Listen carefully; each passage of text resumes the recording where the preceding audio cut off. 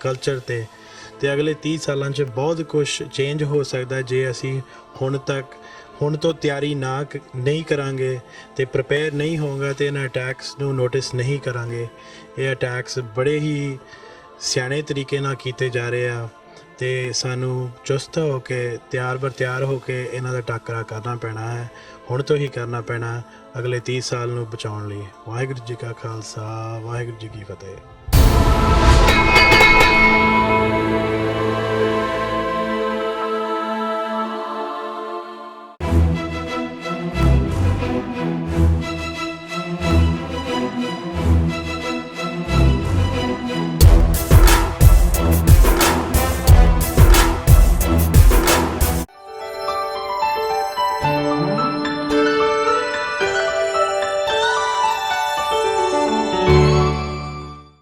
ਵਾਹਿਗੁਰੂ ਜੀ ਕਾ ਖਾਲਸਾ, ਵਾਹਿਗੁਰੂ ਜੀ ਕੀ ਫਤਿਹ। TV84 ਦੇ ਸਾਰੇ ਦਰਸ਼ਕ ਤੇ ਸਰੋਤੇ ਜਿਹੜੇ ਇਸ ਵਕਤ ਸਾਡੇ ਨਾਲ ਨਾਰਥ ਅਮਰੀਕਾ ਦੇ ਵਿੱਚੋਂ ਜੁੜੇ ਹੋਏ ਆ ਜਾਂ ਫਿਰ ਸੋਸ਼ਲ ਮੀਡੀਆ ਦੇ ਰਾਹੀਂ ਦੁਨੀਆ ਭਰ ਦੇ ਵਿੱਚ ਸਾਨੂੰ ਦੇਖ ਰਹੇ ਆ, ਉਹਨਾਂ ਸਾਰਿਆਂ ਦਾ ਮੈਂ ਅਮਰਵੀਰ ਸਿੰਘ ਅੱਜ ਇਸ ਖਾਸ ਪ੍ਰੋਗਰਾਮ ਦੇ ਵਿੱਚ ਆਪ ਸਭ ਦਾ ਤਹਿ ਦਿਲੋਂ ਸਵਾਗਤ ਕਰਦਾ।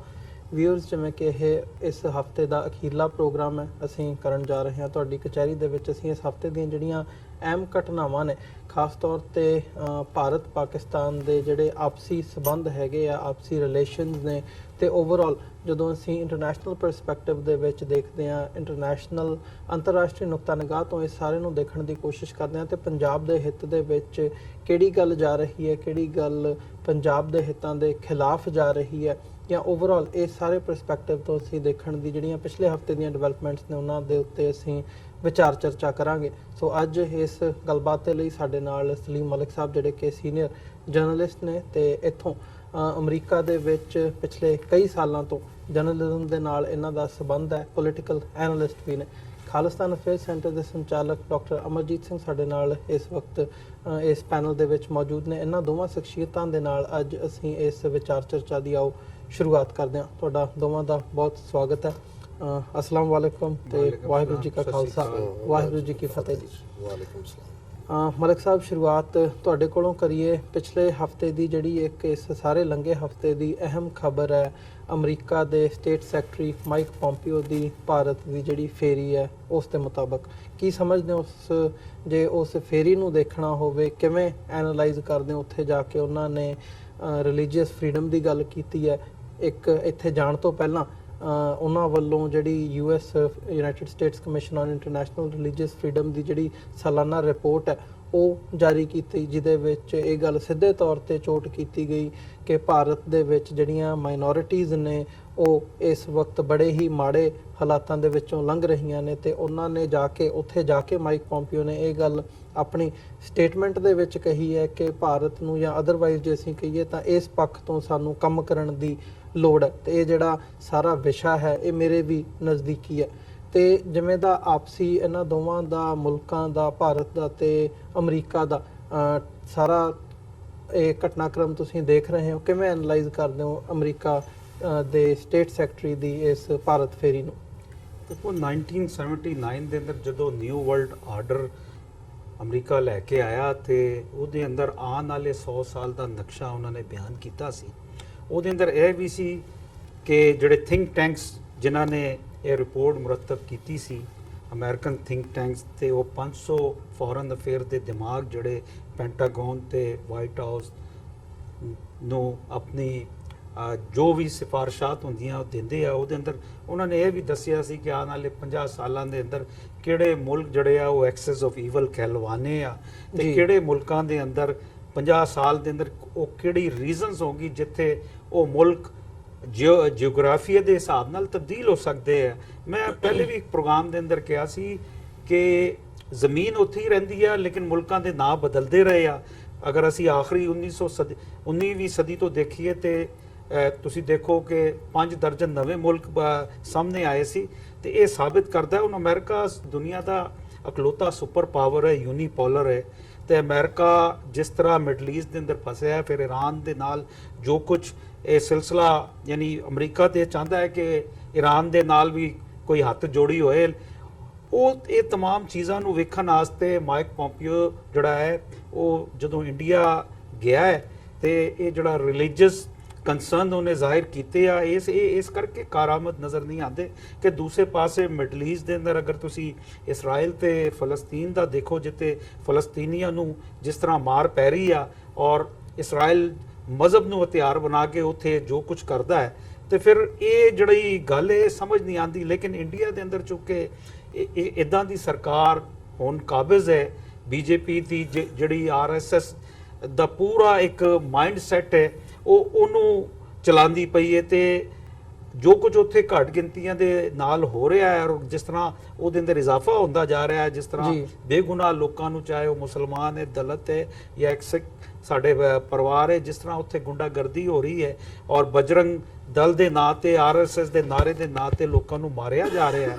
ਤੇ ਹੁਣ ਅਮਰੀਕਾ ਚੁੱਕੇ ਚਾਹੁੰਦਾ ਹੈ ਕਿ ਭਾਰਤ ਦੇ ਨਾਲ ਇਹ ਸਾਰੀ ਹੁੰਦੀ ਹੈ ਪੋਲਿਟੀਕਲ ਇਮੋਸ਼ਨਲ ਬਾਰਗੇਨਿੰਗ ਹੁੰਦੀ ਹੈ ਕਿ ਇੱਕ ਪਾਸੇ ਇਹ ਇਸ਼ੂ ਵੀ ਖੜਾ ਕੀਤਾ, ਯੂਐਨ ਦੀ ਰਿਪੋਰਟ ਵੀ ਸਾਹਮਣੇ ਲੈ ਕੇ ਆਏ ਤਾਂ ਕਿ ਇੰਡੀਆ ਨੂੰ ਕਾਰਨਰ ਕਰਕੇ ਮੁਕਮੁਕਾ ਕਰੀਏ, ਇੰਡੀਆ ਨੂੰ ਇਹ ਦਸੀਏ ਕਿ ਵਰਲਡ ਤੁਹਾਡੇ ਵਾਸਤੇ ਕੀ ਰਾਏ ਰੱਖਦਾ ਹੈ ਕਿ ਜੋ ਕੁਝ ਤੁਸੀਂ ਇੰਡੀਆ ਦੇ ਅੰਦਰ ਕਰ ਰਹੇ ਹੋ ਉਹ ਪੂਰੀ ਦੁਨੀਆ ਦੇਖਦੀ ਪਈ ਹੈ।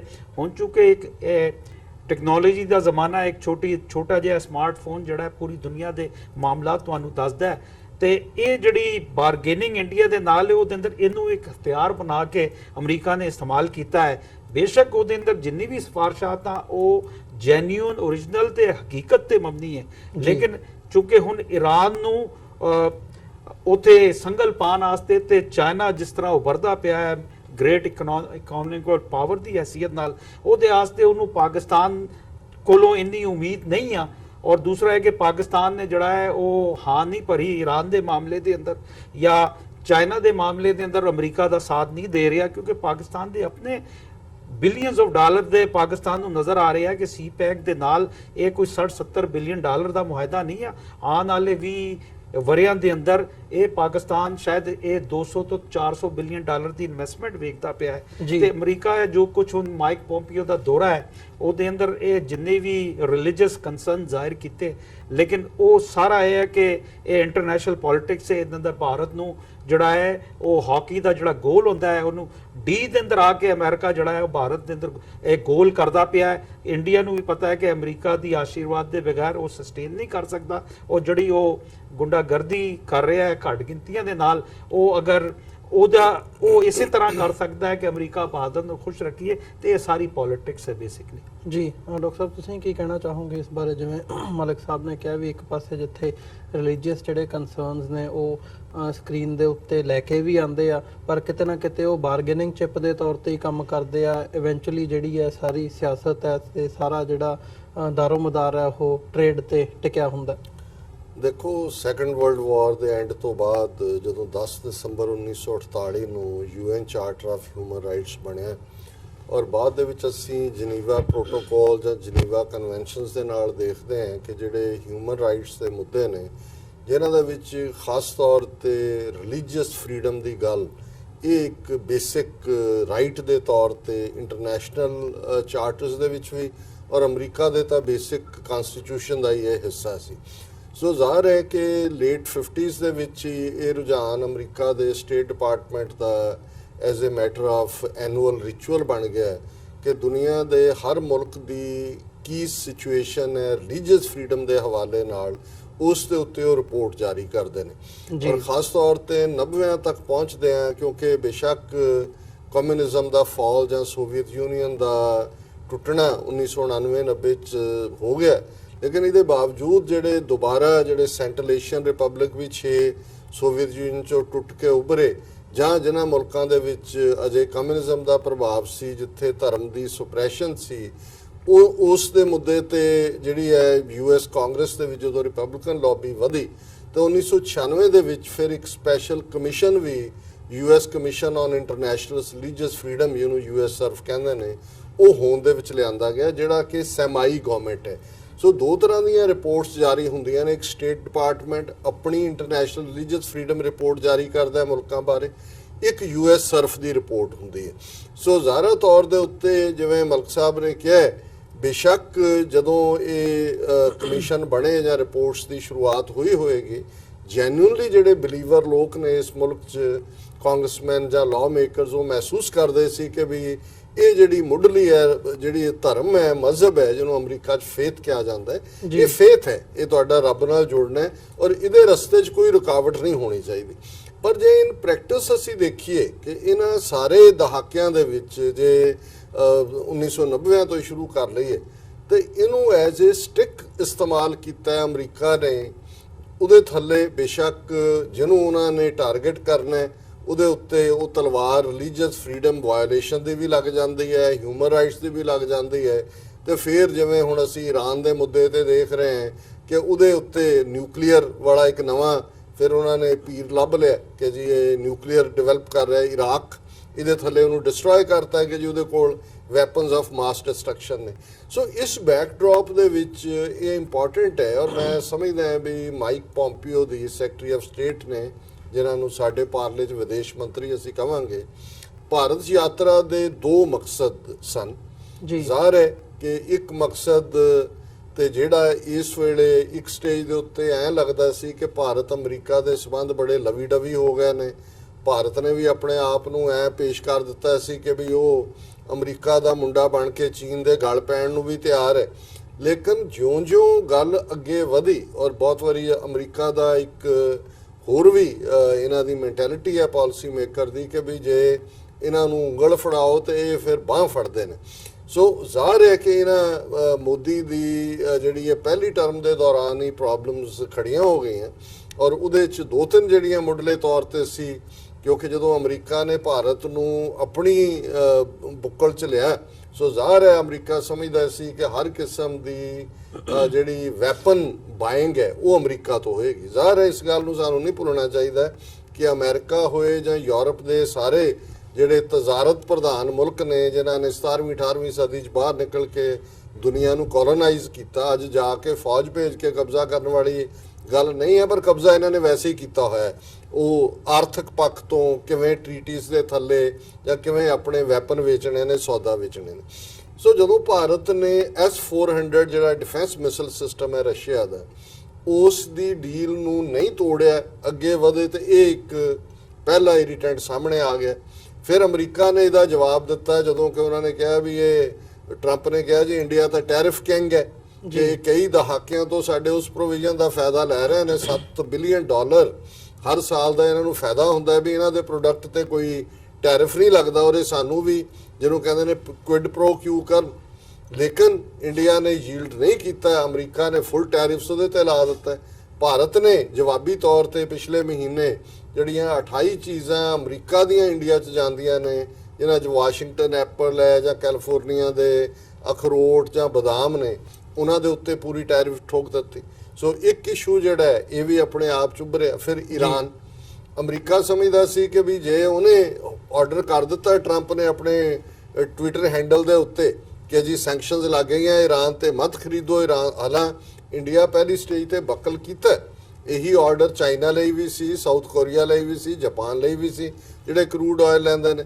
ਪਰ ਉਹਨਾਂ ਨੇ ਇਸ ਪ੍ਰੈਸ਼ਰ ਦੇ ਥੱਲੇ ਉਹਨਾਂ ਨੇ ਗੋਡੇ ਨਹੀਂ ਟੇਕੇ। ਭਾਰਤ ਨੇ ਇੱਕ ਸਟੇਜ ਤੇ ਟੇਕ ਦਿੱਤੇ। ਲੇਕਿਨ ਇਲੈਕਸ਼ਨ ਦੇ ਪੀਰੀਅਡ 'ਚ ਜਦੋਂ ਇਲੈਕਸ਼ਨ ਕੈਂਪੇਨ ਚੱਲ ਰਹੀ ਸੀ, ਅਮਰੀਕਾ ਦਾ ਇਹ ਫੈਸਲਾ ਉਹਨਾਂ ਨੂੰ ਝਟਕਾ ਦੇਣਾ ਵੀ ਸੀ। ਉਹਨਾਂ ਨੇ ਆਪਣਾ ਆਇਲ ਰਿਜ਼ਰਵ ਕੱਢ ਕੇ ਲੋਕਾਂ 'ਚ ਆਪਣਾ ਫੇਸ ਸੇਵ ਕੀਤਾ, ਪਰ ਉਹਨਾਂ ਨੂੰ ਇਹ ਰਿਅਲਾਈਜ਼ ਹੋਇਆ ਕਿ ਇਵੇਂ ਗੱਲ ਬਣਨੀ ਨਹੀਂ ਹੈ। ਇਸ ਲਈ ਭਾਰਤ ਉਸ ਗੱਲ ਤੋਂ ਵੀ ਜਿਹੜਾ ਹੈ ਉਹ ਅੱਗਾ ਪਿੱਛਾ ਕਰ ਰਿਹਾ। ਔਰ ਥਰਡਲੀ ਜਿਹੜੀ ਜਾਪਾਨ ਦੇ ਵਿੱਚ G20 ਦੀ ਮੀਟਿੰਗ ਓਸਾਕਾ ਦੇ ਵਿੱਚ ਚੱਲ ਰਹੀ ਹੈ, ਜ਼ਾਹਰ ਹੈ ਬਾਈ ਲਾਈਨ ਦੇ ਉੱਤੇ ਜਾਂ ਟਰੰਪ ਔਰ ਮੋਦੀ ਦੀ ਮੀਟਿੰਗ ਵੀ ਹੋਣੀ ਸੀ। ਉਹਦੇ ਲਈ ਵੀ ਉਹ ਜਿਵੇਂ ਫੋਰਨ ਮਿਨਿਸਟਰ ਜਿਹੜੇ ਨੇ ਪਹਿਲਾਂ ਗਰਾਊਂਡ ਤਿਆਰ ਕਰਦੇ ਨੇ। ਸੋ ਇਸ ਬੈਕਡ੍ਰੌਪ ਦੇ ਵਿੱਚ ਇਸ ਮੀਟਿੰਗ ਨੂੰ ਸ਼ੁਰੂ ਕਰਨ ਤੋਂ ਹੀ ਪਹਿਲਾਂ ਮਾਈਕ ਪੋਂਪੀਓ ਨੇ ਖੁਦ 2 ਦਿਨ ਪਹਿਲਾਂ ਆਪਣੇ ਜਾਣ ਤੋਂ ਉਹਨਾਂ ਨੇ ਰਿਲੀਜੀਅਸ ਫਰੀडम ਰਿਪੋਰਟ ਜਿਹੜੀ ਹੈ ਉਸ ਆਪਣੇ ਫੌਗੀ ਬਾਟਮ ਪੈਂਟਾਗਨ ਦੇ ਉਸ ਹਿੱਸੇ ਦੇ ਵਿੱਚ ਜਿਹੜੀ ਹੈ ਉਹ ਰਿਲੀਜ਼ ਕੀਤੀ। ਸੋ ਜ਼ਾਹਰ ਹੈ ਉਹਦੇ 'ਚ ਉਹਨੇ ਜੋ ਉਸ ਰਿਪੋਰਟ ਦਾ ਭਾਰਤ ਬਾਰੇ ਹੈ ਉਹ ਬਿਲਕੁਲ ਠੀਕ ਹੈ, ਉਹਨੂੰ ਅਸੀਂ ਜ਼ਿਕਰ ਵੀ ਕਰਦੇ ਹਾਂ, ਲਿੰਚਿੰਗਸ ਵੀ ਹੋ ਰਹੀਆਂ ਔਰ ਉਹ ਗਊ ਮਾਤਾ ਹੋਏ ਲਵ ਜਿਹਾਦ ਦੇ ਨਾਂ ਥੱਲੇ ਮੁਸਲਮਾਨਾਂ ਨੂੰ ਟਾਰਗੇਟ ਕੀਤਾ ਜਾ ਰਿਹਾ ਔਰ ਇਹ ਸਾਰਾ। ਸੋ ਉਹ ਰਿਪੋਰਟ ਦੇ ਵਿੱਚ ਬੜੇ ਵੇਰਵੇ ਦੇ ਨਾਲ, ਔਰ ਭਾਰਤ ਵੀ ਸਮਝਦਾ ਸੀ ਕਿ ਇਸ ਰਿਪੋਰਟ ਦੀ ਟਾਈਮਿੰਗ ਔਰ ਖਾਸ ਤੌਰ ਤੇ ਉਹਦਾ ਖੁਦ ਰਿਲੀਜ਼ ਕਰਨਾ ਇਹਦਾ ਕੀ ਮਤਲਬ ਹੈ। ਸੋ ਮਾਈਕ ਪੋਂਪੀਓ ਦੇ ਭਾਰਤ ਜਾਣ ਤੋਂ ਇੱਕ ਦਿਨ ਪਹਿਲਾਂ ਹੀ ਉਹ ਰਿਪੋਰਟ 2 ਦਿਨ ਪਹਿਲਾਂ ਆਈ। ਇੱਕ ਦਿਨ ਪਹਿਲਾਂ ਉਹਨਾਂ ਦੀ ਫੋਰਨ ਮਿਨਿਸਟਰੀ ਨੇ, ਉਹਨਾਂ ਦਾ ਸਪੋਕਸਪਰਸਨ ਰਵੀਸ਼ ਕੁਮਾਰ ਹੈ, ਉਹਨੇ ਬਰੀਫਿੰਗ ਕਰਕੇ ਕਿਹਾ ਜੀ foreign governments have no right to tell India what to do. We are a vibrant democracy and our constitution guarantees religious freedom and we have safeguards and this. ਸੋ ਜ਼ਾਹਰ ਹੈ ਕਿ ਇਹਦੇ 'ਚ ਕੋਈ ਸ਼ੱਕ ਨਹੀਂ ਹੈ ਕਿ ਭਾਰਤ ਦੇ ਵਿੱਚ ਇਸ ਵੇਲੇ ਜਿਹੜਾ ਜੈ ਸ਼ੰਕਰ ਜਿਹੜਾ ਫੋਰਨ ਮਿਨਿਸਟਰ ਲਾਇਆ, ਸੀਜ਼ਨ ਡਿਪਲੋਮੈਟ ਹੈ। ਮੋਦੀ ਦੀ ਸੈਕੰਡ ਟਰਮ ਵੇਲੇ ਉਹ ਜ਼ਿਆਦਾ ਕੌਨਫੀਡੈਂਸ ਦੇ ਨਾਲ ਜਿਹੜਾ ਉਹਨਾਂ ਨੇ ਕਦਮ ਚੁੱਕਣਾ ਚਾਹੁੰਦੇ ਨੇ, ਪਰ ਉਹਨਾਂ ਦੀ ਗਰਦਨ ਫਸੀ ਹੋਈ ਹੈ। ਇਹਦੇ 'ਚ ਕੋਈ ਸ਼ੱਕ ਨਹੀਂ ਹੈ।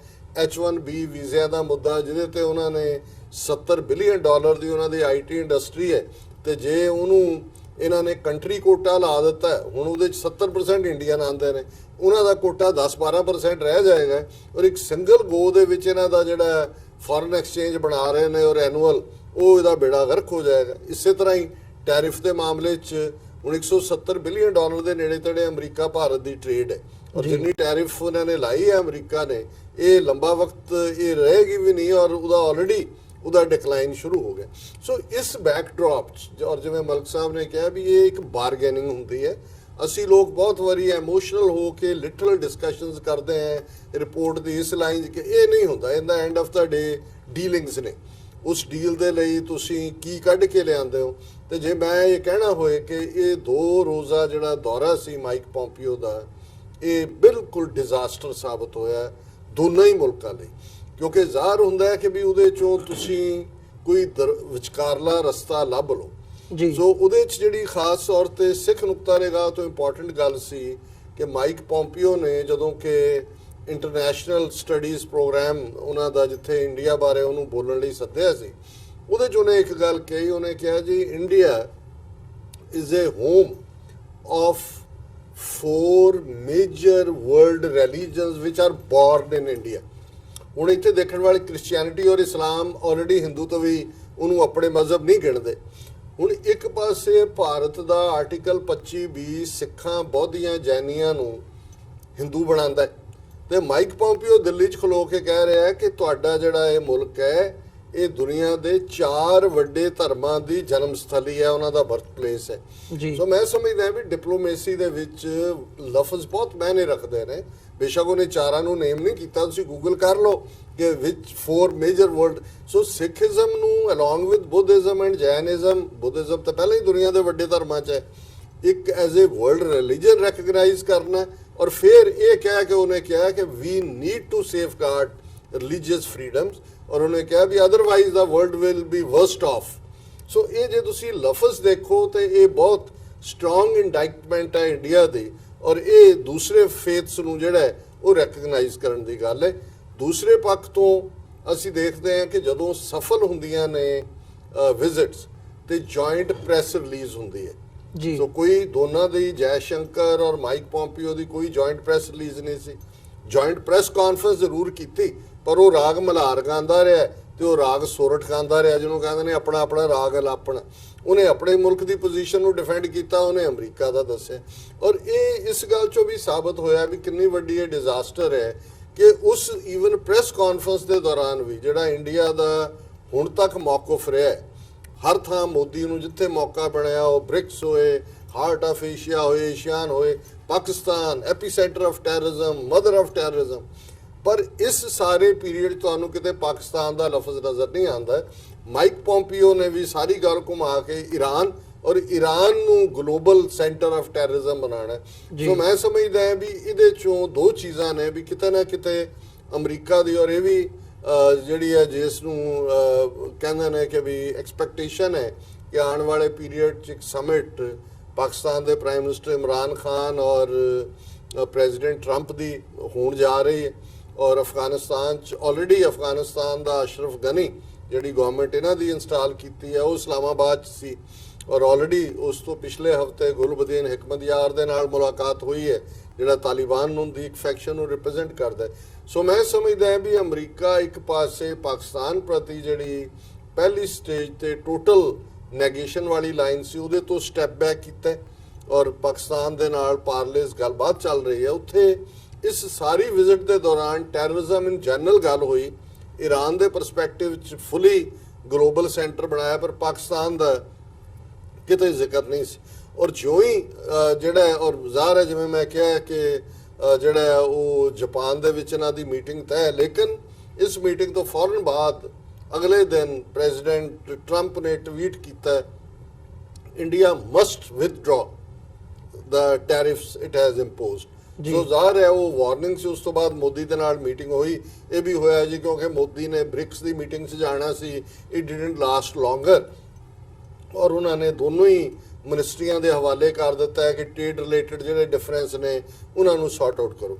ਸੋ ਜ਼ਾਹਰ ਹੈ ਵੀ ਟਰੰਪ ਨੇ ਉੱਥੇ ਵੀ ਸਨੱਬ ਕੀਤਾ ਹੈ, ਉਹਨੇ ਉਹਨੂੰ ਹੈਲੋ ਹਾਏ ਕੁਰਸੀ ਤੇ ਬੈਠੇ ਦੀ ਫੋਟੋ ਜ਼ਰੂਰ ਲਵਾਈ ਹੈ, ਪਰ ਉਹਨੇ ਕੋਈ ਉਹਨੂੰ ਪਹਿਲਾਂ ਵਾਂਗ ਮੋਦੀ ਜਿਵੇਂ ਉਹ ਬੀਅਰ ਹੱਗ ਦੇਣ ਲਈ ਨਾਲ ਚੰਬੜਿਆ ਸੀ, ਉਹਨੂੰ ਝਾੜਦਾ ਵੀ ਸੀ, ਛੱਡਦਾ ਨਹੀਂ ਸੀ, ਇਦਾਂ ਦਾ ਕੋਈ ਸੀਨ ਨਜ਼ਰ ਨਹੀਂ ਆਇਆ।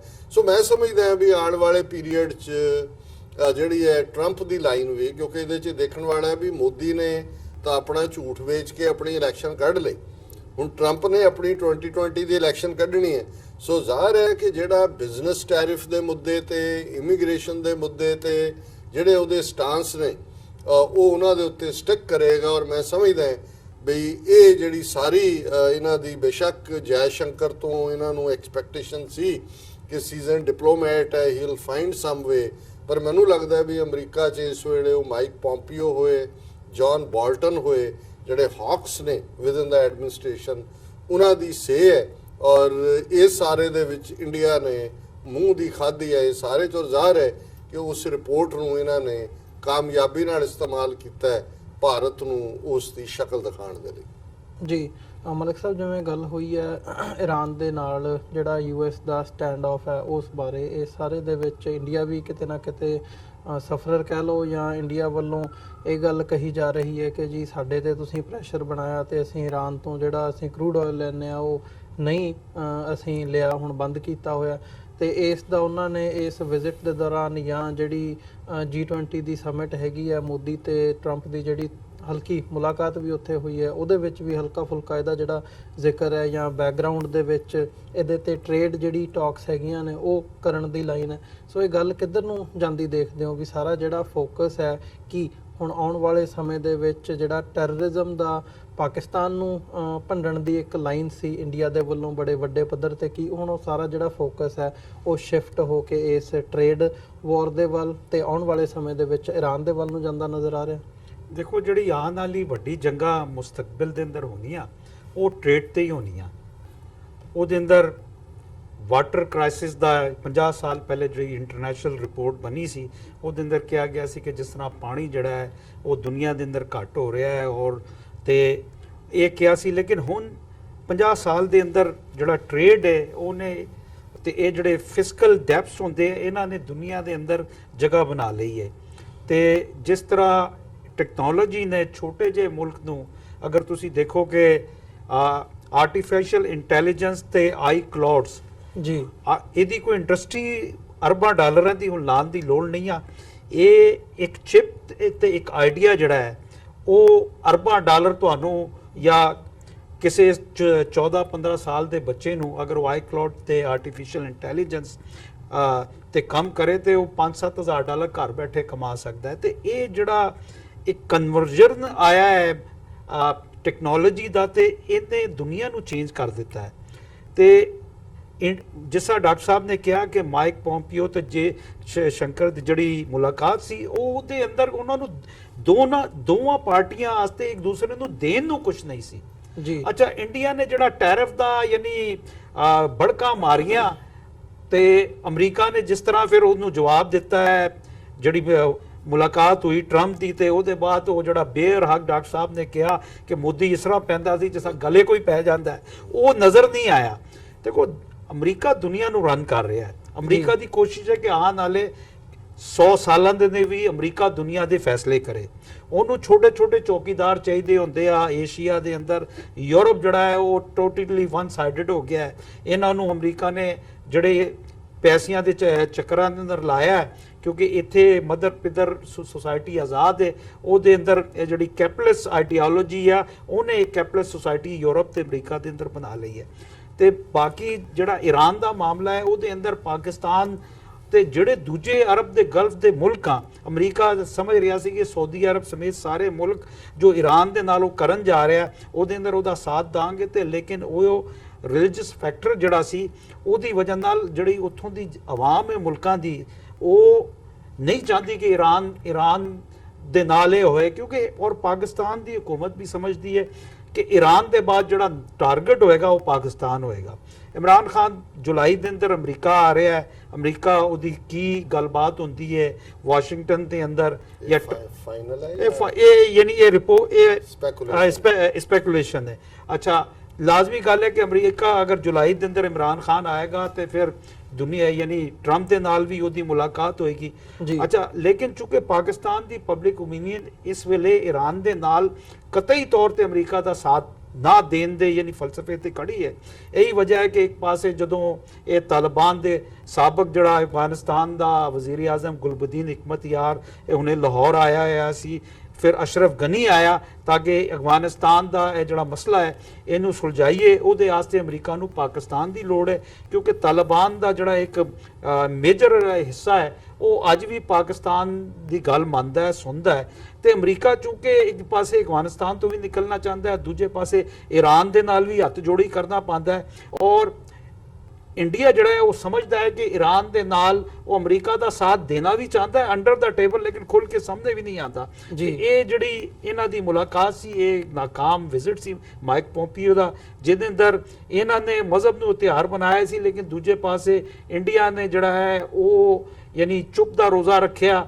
ਅੰਦਰੂਨੇ ਖਾਨਾ ਇਹਨਾਂ ਦੀ ਜੋ ਵੀ ਡੀਲਿੰਗ ਹੋਈ, ਲੇਕਿਨ ਇਸ ਤੋਂ ਇੰਡੀਆ ਨੂੰ ਕੁਝ ਨਹੀਂ ਮਿਲਿਆ। ਲੇਕਿਨ ਇਹ तमाम ਚੀਜ਼ਾਂ ਦੱਸਦੀਆਂ ਪਈਆਂ ਕਿ ਅਮਰੀਕਾ ਜਿਹੜਾ ਹੈ ਉਹ ਬੇਸਿਕਲੀ ਏਸ਼ੀਆ ਦੇ ਮਾਮਲੇ ਦੇ ਅੰਦਰ ਇਸ ਵੇਲੇ ਉਹ ਕੱਲਾ ਹੈ, ਕਿਉਂਕਿ ਉਹਦੇ ਨਾਲ ਕੋਈ ਹੋਰ ਖੜਾ ਹੋਣ ਨੂੰ ਤਿਆਰ ਨਹੀਂ ਆ। ਤੇ ਇਹ ਜਿਹੜੀ ਸਟ੍ਰੈਟੇਜਿਕ ਸਟੱਡੀਜ਼ ਜਿਹੜੀ ਮੁਲਕਾਂ ਦੀ ਹੁੰਦੀ ਆ, ਕਿਹਨੂੰ ਥੱਲੇ ਕਰਨਾ ਹੈ ਕਿਹਨੂੰ ਉੱਤੇ ਕਰਨਾ ਹੈ, 20 ਸਾਲ ਸੋਹਣਾ ਮੁੰਡਾ ਬਣਾ ਕੇ ਭਾਰਤ ਨੂੰ ਉੱਤੇ ਲੈ ਕੇ ਆਏ। ਉਹਦੀ ਵਜ੍ਹਾ ਨੌਲੇਜੇਬਲ ਸਕਿੱਲ ਜਿਹੜਾ ਟੈਲੈਂਟ ਸੀ ਇੰਡੀਆ ਕੋਲ, ਜਿਸ ਤਰ੍ਹਾਂ ਡਾਕਟਰ ਸਾਹਿਬ ਨੇ ਫਰਮਾਇਆ ਆਈਟੀ ਦਾ, ਤੇ 170 ਤੋਂ 200 ਬਿਲੀਅਨ ਡਾਲਰ ਦੀ ਜਿਹੜੀ ਇੰਡੀਆ ਨੂੰ ਫਾਇਦਾ ਹੋ ਰਿਹਾ ਸੀ ਟ੍ਰੇਡ ਦਾ, ਅਮਰੀਕਾ ਨੂੰ ਤੇ ਉਹਦਾ ਕੋਈ ਖਾਸ ਫਾਇਦਾ ਨਹੀਂ ਸੀ ਤੇ ਇੰਡੀਆ ਨੂੰ ਫਾਇਦਾ ਹੋ ਰਿਹਾ ਸੀ। ਹੁਣ ਇੰਡੀਆ ਜਿਹੜਾ ਹੈ ਉਹ ਚਾਹੁੰਦਾ ਹੈ ਕਿ ਆਪਣੀ ਮਨਮਾਨੀ ਕਰੇ, ਤੇ ਇਹ ਜਿਹੜੀ ਮੋਦੀ ਹਕੂਮਤ ਹੈ ਇਹਨਾਂ ਨੂੰ ਇਹ ਗਲਤਫਹਿਮੀ ਹੋ ਗਈ ਕਿ ਦੁਨੀਆ ਅਮਰੀਕਾ ਦੇ ਬਾਅਦ ਸ਼ਾਇਦ ਦੁਨੀਆ ਦੀ ਸੁਪਰ ਪਾਵਰ ਜਿਹੜੇ ਆ ਉਹ ਇੰਡੀਆ ਹੋਏ, ਤੇ ਇਹ ਜਿਹੜੀ ਗਲਤਫਹਿਮੀਆਂ ਦਾ ਚੱਕਰ ਹੈ। ਤੇ ਅਮਰੀਕਾ ਨੂੰ ਇਹ ਗੱਲ ਪਤਾ ਹੈ ਕਿ ਕਿਹੜੇ ਮੁਲਕ ਨੂੰ ਕਿੱਥੇ ਤੇ ਕਦੋਂ ਤੱਕ ਯੂਜ਼ ਕਰਨਾ ਹੈ। ਇਹੀ ਵਜ੍ਹਾ ਹੈ ਕਿ ਅਮਰੀਕਾ ਜਿਹੜਾ ਹੈ ਉਹ ਚਾਰੋਂ ਪਾਸੇ ਖੇਡਦਾ ਪਿਆ ਹੈ। ਉਹਦਾ ਯਾਨੀ ਬੁਨਿਆਦੀ ਮਕਸਦ ਇਹ ਆ ਕਿ ਅਮਰੀਕਾ ਚूंकि ਹੁਣ ਸਮਝ ਰਿਹਾ ਹੈ ਕਿ ਕਰੂਡ ਆਇਲ ਈਰਾਨ ਦਾ ਅਗਰ ਬੰਦ ਕरेंगे ਤੇ ਈਰਾਨ ਦੀ ਇਕਨੋਮੀ ਨੂੰ ਸ਼ਾਇਦ ਕੋਈ ਖਤਰਾ ਹੋਏ, ਲੇਕਿਨ ਦੂਜੇ ਪਾਸੇ ਜਿਹੜਾ ਹੈ ਕਿ ਜਿਹੜੇ ਈਰਾਨ ਦੇ ਨਾਲ ਜਿੰਨੇ ਮੁਲਕਾਂ ਚਾਹੇ ਫਿਰ ਰਸ਼ੀਆ ਜਾਂ ਚਾਈਨਾ, ਉਹ ਨਹੀਂ ਚਾਹੁੰਦੇ ਕਿ ਅਮਰੀਕਾ ਉੱਥੇ ਆ ਕੇ ਈਰਾਨ ਨੂੰ, ਅਗਰ ਈਰਾਨ ਉੱਥੇ ਨਾਕਾਮ ਹੋਏਗਾ ਤੇ ਫਿਰ ਅਮਰੀਕਾ ਜਿਹੜਾ ਹੈ ਫਿਰ ਉਹਨਾਂ ਨੂੰ ਅੱਖਾਂ ਵਿਖਾਏਗਾ, ਤੇ ਉਹ ਵੀ ਇਸ ਗੇਮ ਦੇ ਅੰਦਰ ਆ। ਤੇ ਮੈਂ ਨਹੀਂ ਸਮਝਦਾ ਕਿ ਅਮਰੀਕਾ ਇਹ ਗਲਤੀ ਕਰੇਗਾ ਕਿ ਉਹ ਈਰਾਨ ਤੇ ਹਮਲਾ ਕਰੇ। ਇਹ ਸਾਰੇ ਦੇ ਵਿੱਚ ਪਾਕਿਸਤਾਨ ਦੀ ਕੀ ਪੋਜੀਸ਼ਨ ਦੇਖਦੇ ਹੋ, ਜਿੱਥੇ ਖਾਸ ਤੌਰ ਤੇ ਤਾਲਿਬਾਨ ਦੇ ਨਾਲ ਗੱਲਬਾਤ ਦਾ ਹੈ, ਤੇ ਜਿਹੜੇ ਅਸ਼ਰਫ ਗਨੀ ਨੇ ਅਫਗਾਨਿਸਤਾਨ ਦੇ ਪ੍ਰਧਾਨ, ਉਹਨਾਂ ਦੀ ਵੀ ਮੁਲਾਕਾਤ ਪ੍ਰਧਾਨ ਮੰਤਰੀ ਇਮਰਾਨ ਖਾਨ ਦੇ ਨਾਲ ਹੋਈ ਹੈ। ਸੋ ਇਸ ਸਾਰੇ ਦੇ ਵਿੱਚ ਪਾਕਿਸਤਾਨ ਦਾ ਰੋਲ ਕੀ ਹੈ ਤੇ ਪਾਕਿਸਤਾਨ ਦੀ ਨੀਤੀ ਕੀ ਹੈ? ਦੇਖੋ, ਅਫਗਾਨਿਸਤਾਨ ਜਦੋਂ ਪਾਕਿਸਤਾਨ ਬਣਿਆ ਤੇ ਅਫਗਾਨਿਸਤਾਨ ਨੇ ਕਦੀ ਵੀ ਸਾਡੇ ਅਫਗਾਨਿਸਤਾਨ ਤੋਂ ਕਦੀ ਵੀ ਤਲਕਾਤ ਅੱਛੇ ਨਹੀਂ ਰਹੇ। ਉਹ ਹਮੇਸ਼ਾ ਇੰਡੀਆ ਦੀ ਗੱਲ ਕਰਦਾ ਰਿਹਾ। ਹਾਂ, ਤਾਲਿਬਾਨ ਦਾ 1996 ਦੇ ਅੰਦਰ ਜਦੋਂ ਤਾਲਿਬਾਨ ਕਾਬਜ਼ ਹੋਇਆ ਅਫਗਾਨਿਸਤਾਨ ਦੇ ਅੰਦਰ, ਤੇ ਫਿਰ ਇੱਕ ਪ੍ਰੋ ਪਾਕਿਸਤਾਨੀ ਮਾਈਂਡਸੈਟ ਗਵਰਨਮੈਂਟ ਆਈ ਸੀ। ਉਹਦੀ ਵਜ੍ਹਾ ਇਹ ਸੀ ਕਿ ਦੋਵੇਂ ਪਾਸੇ ਦੇ ਪਠਾਨ ਉਹ ਦਿਓਬੰਦ ਨਜ਼ਰੀਏ ਨੂੰ ਜਿਹੜਾ ਇਸਲਾਮ ਦਾ ਇੱਕ ਮਸਲਕ ਹੈ ਉਹਨੂੰ ਉਹ ਮੰਨਦੇ ਸੀ, ਉਹਨੂੰ ਉਹਦੇ ਨਾਲ ਉਸ ਮਾਈਂਡਸੈਟ ਦੇ ਨਾਲ ਸੀ। ਲੇਕਿਨ ਪਾਕਿਸਤਾਨ ਚूंकि ਇਸ ਪੋਜੀਸ਼ਨ ਦੇ ਅੰਦਰ ਨਹੀਂ ਹੈ ਇਸ ਵੇਲੇ, ਕਿਉਂਕਿ ਇਕਨੋਮਿਕ ਕ੍ਰਾਈਸਿਸ ਦੀ ਵਜ੍ਹਾ ਨਾਲ, ਲੇਕਿਨ ਅਮਰੀਕਾ ਨੂੰ ਪਾਕਿਸਤਾਨ ਦੀ ਲੋੜ ਇਸ ਕਰਕੇ ਆ ਕਿ ਉਹ ਸੇਫ ਹੈਵਨ ਅਫਗਾਨਿਸਤਾਨ ਤੋਂ ਨਿਕਲਣ ਵਾਸਤੇ ਚਾਹੁੰਦਾ, ਤੇ ਇਤਿਹਾਸ ਦੇ ਅੰਦਰ ਇਹ ਦਰਜ ਕਰਨਾ ਚਾਹੁੰਦਾ ਹੈ ਕਿ ਉੱਥੇ ਉਹਨਾਂ ਨੂੰ ਸ਼ਿਕਸਤ ਨਹੀਂ ਹੋਈ ਆ। ਲੇਕਿਨ ਇਤਿਹਾਸ ਇਹੀ ਆ ਕਿ ਹੁਣ ਅਫਗਾਨੀਆਂ ਨੇ ਜਿਸ ਤਰ੍ਹਾਂ ਉੱਥੇ ਸੁਪਰ ਪਾਵਰ ਨੂੰ ਯਾਨੀ ਧੂਲ ਚਟਾਈਏ ਉਹ ਇੱਕ ਹਕੀਕਤ ਬਣ ਚੁੱਕੀ ਹੈ। ਉਹਦੀ ਵੱਡੀ ਵਜ੍ਹਾ ਹੈ ਕਿ ਮੁੱਲਾ ਉਮਰ ਜਿਹੜਾ ਹੈ ਉਹ ਇਹਨਾਂ ਦੇ ਕੈਂਪ ਤੋਂ 13 ਮੀਲ ਦੂਰ ਰਹਿੰਦਾ ਸੀ ਤੇ ਮਰਤੇ ਦਮ ਤੱਕ ਉੱਥੇ ਰਿਹਾ ਤੇ ਮੁੱਲਾ ਉਮਰ ਕਿਸੇ ਨੂੰ ਨਹੀਂ ਪਤਾ ਲੱਗਾ। ਅਮਰੀਕਾ ਅਫਗਾਨਿਸਤਾਨ ਤੋਂ ਨਿਕਲਣਾ ਚਾਹੁੰਦਾ ਹੈ, ਉਹਦੇ ਵਾਸਤੇ ਉਹਨੂੰ ਪਾਕਿਸਤਾਨ ਦੀ ਲੋੜ ਹੈ। ਪਾਕਿਸਤਾਨ ਨੂੰ ਵੀ ਪਤਾ ਹੈ ਕਿ ਉਹ ਪਾਕਿਸਤਾਨ ਇਸ ਕਰਕੇ ਚਾਹੁੰਦਾ ਹੈ ਕਿ ਅਮਰੀਕਾ ਅਫਗਾਨਿਸਤਾਨ ਦੇ ਅੰਦਰ ਰਹੇ, ਕਿਉਂਕਿ ਅਮਰੀਕਾ ਉੱਥੇ ਫਸਿਆ ਰਹੇਗਾ, ਪਾਕਿਸਤਾਨ ਦੀ ਜਿਹੜੀ ਫੋਰਨ ਪਾਲਿਸੀ ਹੈ ਉਹ ਸਸਟੇਨ ਕਰਦੀ ਰਹੇਗੀ। ਤੇ ਇਹ ਸਾਰੀ ਜਿਹੜੀ ਪੋਲਿਟਿਕਸ ਹੈ ਇਹਦੇ ਅੰਦਰ ਜਿਹੜੇ ਕਮਜ਼ੋਰ ਪਲੇਅਰ ਹੁੰਦੇ ਆ ਉਹ ਕਲੀਅਰ ਹੋ ਜਾਂਦੇ ਆ। ਅਫਗਾਨਿਸਤਾਨ ਚੁੱਕੇ ਅਫਗਾਨਿਸਤਾਨ ਦੀ ਇਹ ਮਿਸਾਲ ਹੈ, ਹੁਣ ਕ੍ਰਿਕਟ ਮੈਚ ਹੋ ਰਿਹਾ ਹੈ ਤੇ ਅਫਗਾਨੀ ਜਿਹੜੇ ਆ ਉਹ ਬੰਦੇ ਮਾਤਰਮ ਦੇ ਨਾਰੇ ਉੱਥੇ ਕ੍ਰਿਕਟ ਸਟੇਡੀਅਮ ਦੇ ਅੰਦਰ ਕਰ ਰਹੇ ਤੇ ਪਾਕਿਸਤਾਨ ਦੇ ਖਿਲਾਫ ਉਹ ਗੱਲਾਂ ਕਰ ਰਹੇ ਆ। ਉਹਨਾਂ ਦੇ ਕੋਚ ਨੇ ਕਿਹਾ ਸੀ ਕਿ ਅਸੀਂ ਪਾਕਿਸਤਾਨ ਤੋਂ ਬੜੀਆ ਤੇ ਵੱਡੀ ਟੀਮ ਹੈ ਤੇ ਪਾਕਿਸਤਾਨ ਨੇ ਉਹਨਾਂ ਦਾ ਉਹ ਵੀ ਗਰੂਰ ਜਿਹੜਾ ਹੈ ਉਹ ਲਾ ਦਿੱਤਾ ਹੈ। ਤੇ ਅਫਗਾਨਿਸਤਾਨ ਦੇ ਨਾਲ ਮਸਲਾ ਇਹ ਹੈ ਕਿ ਅਸੀਂ 3 ਮਿਲੀਅਨ ਰੈਫਿਊਜੀ ਵੀ ਲਿੱਤੇ ਕੋਲਡ ਵਾਰ ਦੇ ਬਾਅਦ, ਲੇਕਿਨ ਅਫਗਾਨੀਆਂ ਨੇ ਕਦੀ ਵੀ ਪਾਕਿਸਤਾਨ ਦਾ ਸਾਥ ਨਹੀਂ ਦਿੱਤਾ। ਹੁਣ ਅਮਰੀਕਾ ਵੀ ਚਾਹੁੰਦਾ ਹੈ ਕਿ ਉਹ ਅਫਗਾਨਿਸਤਾਨ ਤੋਂ ਨਿਕਲੇ, ਉਹਦੇ ਵਾਸਤੇ ਪਾਕਿਸਤਾਨ ਦੀ ਉਹਨਾਂ ਨੂੰ ਮਦਦ ਦੀ ਲੋੜ ਹੈ। ਲੇਕਿਨ ਹੁਣ ਪਾਕਿਸਤਾਨ ਦੀ ਜਿਹੜੀ ਫੋਰਨ ਪਾਲਿਸੀ ਤੇ ਮਿਲਟਰੀ ਸਟ੍ਰੈਟਜੀ ਹੈ ਉਹ ਚਾਹੁੰਦੀ ਹੈ ਕਿ ਅਮਰੀਕਾ ਉੱਥੋਂ ਅਫਗਾਨਿਸਤਾਨ ਦੇ ਅੰਦਰ ਹੀ ਫਸਿਆ ਰਹੇ ਤੇ ਇਹ तमाम ਚੀਜ਼ਾਂ ਕਲੀਅਰ ਹੋਣਗੀ ਆਉਣ ਵਾਲੇ 10 ਸਾਲਾਂ ਦੇ ਅੰਦਰ ਕਿ ਅਮਰੀਕਾ ਕਿੱਥੇ ਖੜਾ ਹੈ, ਭਾਰਤ ਕਿੱਥੇ ਖੜਾ ਹੈ। ਤੇ ਰਸ਼ੀਆ ਤੇ ਚਾਈਨਾ ਜਿਹੜੇ ਕਿ ਹੁਣ ਬਿਜ਼ਨਸ ਯਾਨੀ ਉਹਨਾਂ ਨੇ ਆਪਣੀ ਬਿਜ਼ਨਸ ਟਾਈਜ਼ ਯਾਨੀ ਹੋ ਗਏ ਆ, ਉਹ ਵੀ ਚਾਹੁੰਦੇ ਕਿ ਅਮਰੀਕਾ ਜਿਹੜਾ ਹੈ ਉਸ ਰੀਜਨ ਦੇ ਅੰਦਰ ਫਲੇ ਫੂਲੇ ਨਾ, ਕਿਉਂਕਿ ਉਹ ਸਮਝਦੇ ਕਿ ਅਮਰੀਕਾ ਕਿਸੇ ਦਾ ਯਾਰ ਨਹੀਂ ਹੈ। ਮੈਂ ਇਹ 'ਚ ਇੰਟਰਵੀਨ ਕਰਨਾ ਚਾਹੁੰਦਾ ਥੋੜਾ ਜਿਹਾ। ਹਾਲਾਂਕਿ ਅੱਜ ਜਦੋਂ ਅਸੀਂ ਇਹ ਗੱਲਬਾਤ ਕਰ ਰਹੇ ਹਾਂ 28 ਜੂਨ ਦਾ ਦਿਨ ਹੈ ਔਰ ਸਾਡੇ ਸਾਊਥ ਏਸ਼ੀਆ ਦੇ ਹੋਰਾਈਜ਼ਨ ਤੇ 29 ਜੂਨ ਦੀ ਸਵੇਰ ਹੈ। 29 ਜੂਨ ਦਾ ਉਹ ਦਿਨ ਹੈ ਜਿਸ ਦਿਨ 29 ਜੂਨ 1839 ਨੂੰ ਮਹਾਰਾਜਾ ਰਣਜੀਤ ਸਿੰਘ, ਜਿਸ ਨੂੰ ਪੰਜਾਬ ਦੇ ਲੋਕ ਸ਼ੇਰੇ ਪੰਜਾਬ ਦੇ ਨਾਂ ਨਾਲ ਸੰਬੋਧਨ ਕਰਦੇ ਸੀ, ਉਹ ਰੱਬ ਨੂੰ ਪਿਆਰੇ ਹੋਏ ਸਨ। ਤੇ ਜਦੋਂ ਅਸੀਂ ਅਫਗਾਨਿਸਤਾਨ ਦੇ ਕੰਟੈਕਸਟ 'ਚ ਗੱਲ ਕਰ ਰਹੇ ਹਾਂ, ਬੜਾ ਇੰਪੋਰਟੈਂਟ ਹੈ ਕਿ ਜਿਹੜੀ ਜਿਵੇਂ ਮਲਕ ਸਾਹਿਬ ਨੇ ਵੀ ਜ਼ਿਕਰ ਕੀਤਾ ਹੈ ਕਿ ਪਾਕਿਸਤਾਨ ਬਣਨ ਤੋਂ ਇੱਕਦਮ ਬਾਅਦ ਵੀ ਜਿਹੜੀ ਅਫਗਾਨਿਸਤਾਨ ਦੇ ਵਿੱਚ ਭਾਵੇਂ ਉਦੋਂ ਬਾਦਸ਼ਾਹੀ ਸੀ, ਰਾਜਾ ਸੀ, ਔਰ ਉਹ ਕਦੇ ਵੀ ਫਰੈਂਡਲੀ ਨਹੀਂ ਸੀ। ਉਹਦਾ ਇੱਕ ਹਿਸਟੋਰੀਕਲ ਰੀਜ਼ਨ ਹੈ।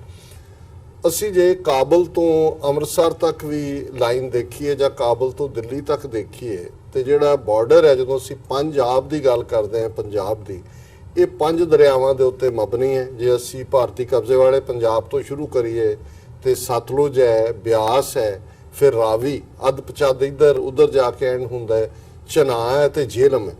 ਸੋ ਜੇਹਲਮ ਤੋਂ ਪਾਰ ਜਿਹੜਾ ਜੇਹਲਮ ਤੱਕ ਹੀ ਪੰਜਾਬ ਦੀ ਹੱਦ ਸੀ ਔਰ ਉਸ ਤੋਂ ਪਾਰ ਇੰਡਸ ਦਰਿਆ ਜਿਹੜਾ ਹੈ, ਜਿਹਨੂੰ ਦਰਿਆਏ ਸਿੰਧ ਕਹਿੰਦੇ ਨੇ, ਇਹ ਅਫਗਾਨਿਸਤਾਨ ਦੇ ਨਾਲ ਬਾਰਡਰ ਡਰਾ ਕਰਦਾ ਸੀ ਔਰ ਸਿੰਧ ਤੋਂ ਪਾਰ ਜ਼ਾਹਰ ਹੈ ਕਿ ਫਿਰ ਸਾਰੀਆਂ ਹੀ ਜਿਹੜੀਆਂ ਹਿੰਦੂ ਕੁਸ਼ ਮਾਊਂਟੇਨ ਔਰ ਇਹ ਸਾਰਾ ਅਫਗਾਨਿਸਤਾਨ ਦਾ ਜਿਹੜਾ ਪ੍ਰੈਜ਼ੈਂਟ ਹੈ ਅਫਗਾਨਿਸਤਾਨ ਹੈ।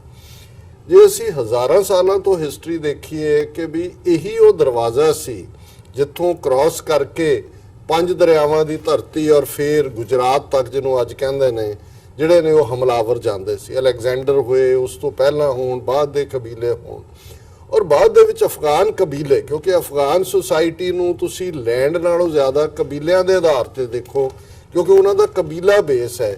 ਸੋ ਉਹਨਾਂ ਦੇ ਸਰਦਾਰ ਜਿਹੜੇ ਨੇ, ਉਹਨਾਂ ਦੇ ਵਿੱਚ ਜਿਨ੍ਹਾਂ ਨੇ ਬਹੁਤ ਸ਼ੋਹਰਤ ਲਈ, ਹਮਲਾਵਰ ਹੋਏ ਮਹਿਮੂਦ ਗਜ਼ਨਵੀ ਔਰ ਬਾਅਦ ਦੇ ਵਿੱਚ ਮੁਹੰਮਦ ਗੌਰੀ ਨੇ ਦਿੱਲੀ 'ਚ ਰਾਜ ਸਥਾਪਿਤ ਕੀਤਾ।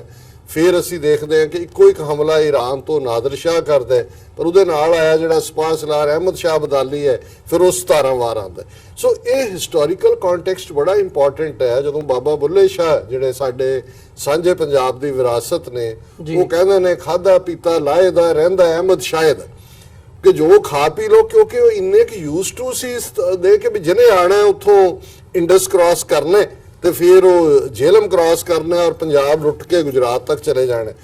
ਹੁਣ ਮਹਾਰਾਜਾ ਰਣਜੀਤ ਸਿੰਘ 800 ਸਾਲ ਬਾਅਦ ਉਸ ਧਰਤੀ ਦੇ ਉੱਤੇ, ਜਿਹਨੂੰ ਸਨ ਆਫ ਦਾ ਸੋਇਲ, ਗੁਜਰਾਂਵਾਲੇ ਦਾ ਜੰਮਿਆ ਗੱਭਰੂ, 18 ਸਾਲ ਦੀ ਉਮਰ 'ਚ ਜਿਹਨੇ ਲਾਹੌਰ ਤਖਤ ਲਿਆ, ਔਰ ਜਦੋਂ ਲਾਹੌਰ ਤਖਤ ਲੈਣ ਤੋਂ ਪਹਿਲਾਂ ਹੁਣ ਉਸੇ ਹੀ ਲਾਹੌਰ ਦੇ ਸੰਮਣ ਬੁਰਜ ਦੇ ਵਿੱਚ ਸ਼ਾਹ ਜਮਾਨ ਹੈ ਜਿਹੜਾ ਅਹਿਮਦ ਸ਼ਾਹ ਅਬਦਾਲੀ ਦਾ ਪੋਤਾ ਹੈ, ਔਰ ਸਰਦਾਰ ਮਹਾਰਾਜਾ ਰਣਜੀਤ ਸਿੰਘ ਦਾ ਪਿਓ ਮਹਾਂ ਸਿੰਘ ਸ਼ੁਕਰ ਚੱਕੀਆ ਮਿਸਲ ਦਾ ਹੈਡ, ਉਹਦਾ ਦਾਦਾ ਵੀ ਚੜਤ ਸਿੰਘ ਸ਼ੁਕਰ ਚੱਕੀਆ ਦਾ ਹੈਡ ਹੈ। ਔਰ ਇਹ ਜਦੋਂ ਅਸੀਂ ਗੱਲ ਕਰ ਰਹੇ ਹਾਂ, ਇਹਦਾ ਬੜਾ ਹਿਸਟੋਰੀਕਲੀ ਕਿਸੇ ਪ੍ਰਤੀ ਨਫ਼ਰਤ ਜਾਂ ਕੋਈ ਜਿੱਤ ਜਾਂ ਹਾਰ ਦੀ ਗੱਲ ਨਹੀਂ ਹੈ, ਕਿਉਂਕਿ ਜਦੋਂ ਤੁਸੀਂ ਕਰੰਟ ਸਮੱਸਿਆ ਨੂੰ ਦੇਖਣਾ ਹੈ ਤੇ ਤੁਹਾਨੂੰ ਉਹਦਾ ਹਿਸਟੋਰੀਕਲ ਪਰਸਪੈਕਟਿਵ ਦੇਖਣਾ ਪਏਗਾ। ਹੁਣ 18 ਸਾਲ ਦਾ ਰਣਜੀਤ ਸਿੰਘ ਗੁਜਰਾਂਵਾਲੇ ਤੋਂ ਆ ਕੇ ਲਾਹੌਰ ਦੇ ਸਮਣ ਬੁਰਜ ਦੇ ਉੱਤੇ ਚੜ ਜਾਂਦਾ ਤੇ ਉਹਨੂੰ ਵੰਗਾਰਦਾ ਕਿ ਉਹ ਅਬਦਾਲੀ ਦੇ ਪੋਤਰੇ ਆ, ਬਾਹਰ ਨਿਕਲ ਤੇ ਚੜ੍ਹਤ ਸਿੰਘ ਦੇ ਪੋਤਰੇ ਦੇ ਹੱਥ ਦੇਖ।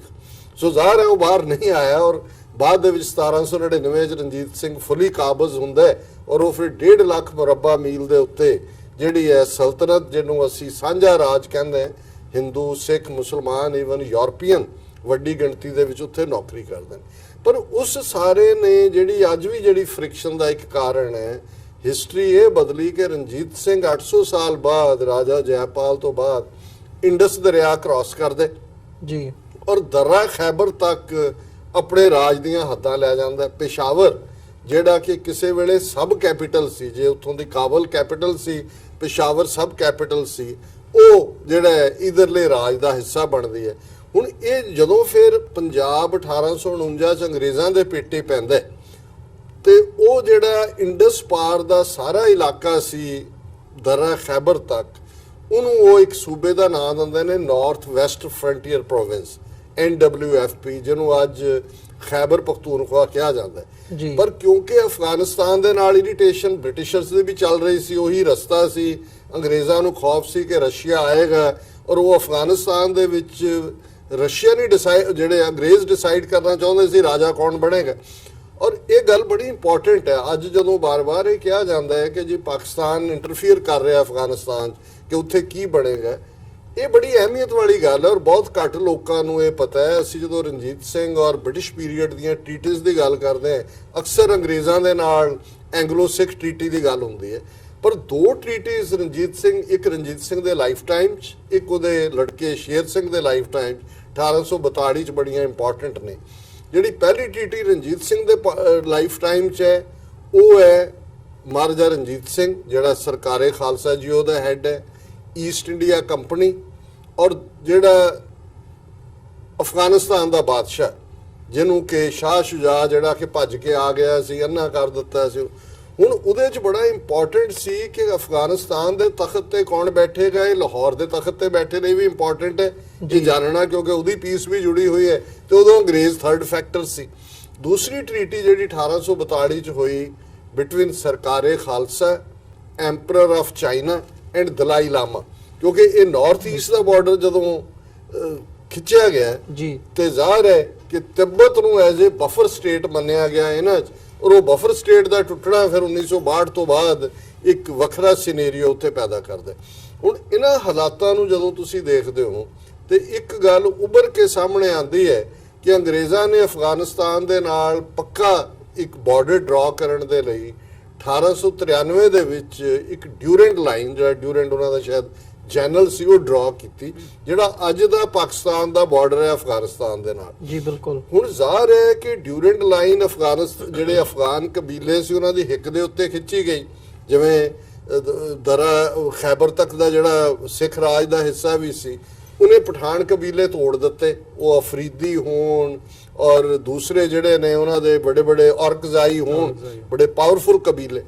ਸੋ ਅਫਗਾਨਾਂ ਨੇ ਉਹਨਾਂ ਦੀ ਸਾਈਕੀ ਦੇ ਵਿੱਚ ਉਹਨਾਂ ਨੇ ਕਦੇ ਵੀ ਉਸ ਡਿਵੀਜ਼ਨ ਨੂੰ ਐਕਸੈਪਟ ਨਹੀਂ ਕੀਤਾ ਔਰ ਈਵਨ ਜਿਹੜੇ ਤਾਲਿਬਾਨ ਪਾਕਿਸਤਾਨ ਦੀ ਮਦਦ ਦੇ ਨਾਲ 1996-97 ਚ ਕਾਬਜ਼ ਹੋਏ, ਡਿਊਰੈਂਟ ਲਾਈਨ ਨੂੰ ਉਹਨਾਂ ਨੇ ਵੀ ਨਹੀਂ ਮੰਨਿਆ ਔਰ ਇਹ ਇੱਕ ਫੈਕਟ ਹੈ।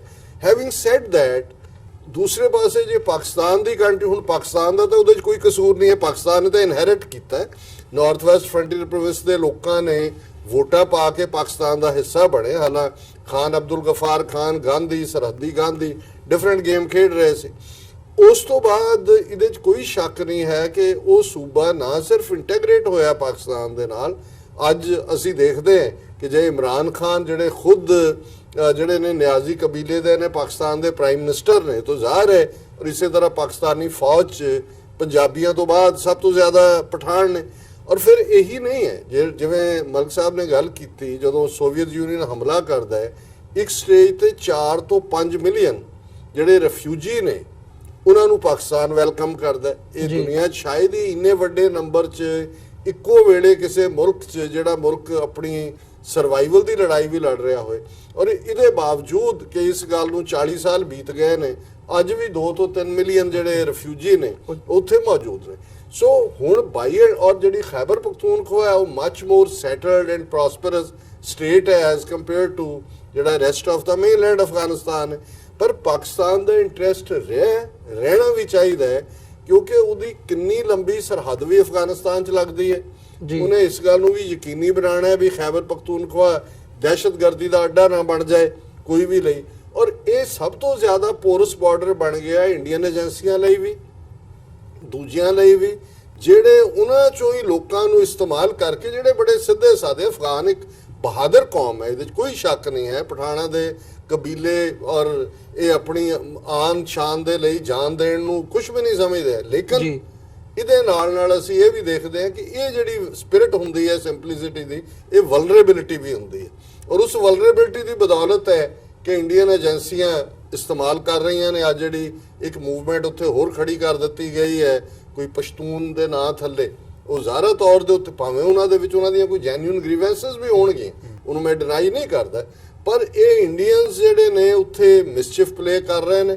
ਔਰ ਇਸ ਸਾਰੇ ਦਾ ਇੱਕ ਰੀਜ਼ਨ ਵੀ ਹੈ ਕਿ ਅਫਗਾਨਿਸਤਾਨ 'ਚ ਵੀ ਜਿਹੜੀਆਂ ਹਕੂਮਤਾਂ ਬਣਦੀਆਂ ਰਹੀਆਂ ਉਹਨਾਂ ਦਾ ਇੰਡੀਆ ਪ੍ਰਤੀ ਝੁਕਾਅ ਰਿਹਾ। ਪਹਿਲਾਂ ਉਹ ਜ਼ਾਹਿਰ ਸ਼ਾਹ ਸੀ, ਉਹ ਵੀ, ਫਿਰ ਨਜ਼ੀਬੁੱਲਾ ਜਿਹੜਾ ਬਾਅਦ 'ਚ ਲਟਕਾਇਆ ਤਾਲਿਬਾਨ, ਹਾਂ ਉਹ ਸਾਰੇ ਵੀ।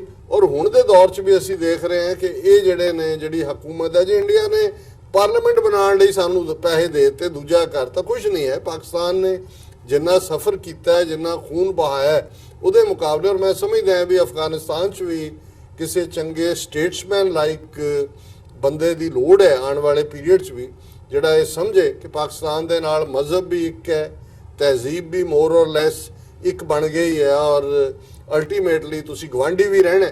ਸੋ ਇੰਡੀਆ ਦੇ ਘਨੇੜੇ ਚੜ੍ਹ ਕੇ, ਇੰਡੀਆ ਦਾ ਬਾਰਡਰ ਨਹੀਂ ਲੱਗਦਾ ਹੈ ਅਫਗਾਨਿਸਤਾਨ ਨਾਲ, ਪਰ ਇੰਡੀਆ ਉੱਥੇ ਡਰਟੀ ਪੋਲਿਟਿਕਸ ਖੇਡਦਾ ਹੈ।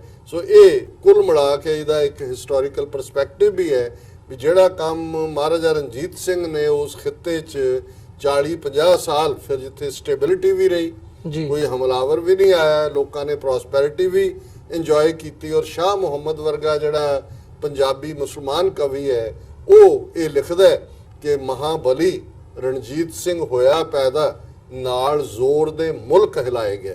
ਸੋ ਜ਼ਾਹਰ ਹੈ ਕਿ ਉਸ ਸਾਂਝੇ ਰਾਜ ਦੀ ਜਿਹਦੇ ਵਿੱਚ ਫਕੀਰ ਅਜ਼ੀਜ਼ੁਦੀਨ ਵਰਗੇ ਫੋਰਨ ਮਿਨਿਸਟਰ ਸਨ, ਔਰ ਰਣਜੀਤ ਸਿੰਘ ਜਿਸ ਦੀ ਇੱਕ ਕੋਟ ਅਕਸਰ ਉਹਦੇ ਬਾਇਓਗ੍ਰਾਫਰਸ ਨੇ ਕੋਟ ਕੀਤੀ ਹੈ ਕਿ ਉਹ ਇਹ ਕਹਿੰਦਾ ਸੀ ਕਿ ਰੱਬ ਨੇ ਮੈਨੂੰ ਇੱਕ ਅੱਖ ਇਸ ਲਈ ਦਿੱਤੀ ਹੈ ਕਿ ਮੈਂ ਸਭ ਨੂੰ ਇੱਕ ਅੱਖ ਨਾਲ ਦੇਖ ਸਕਾਂ।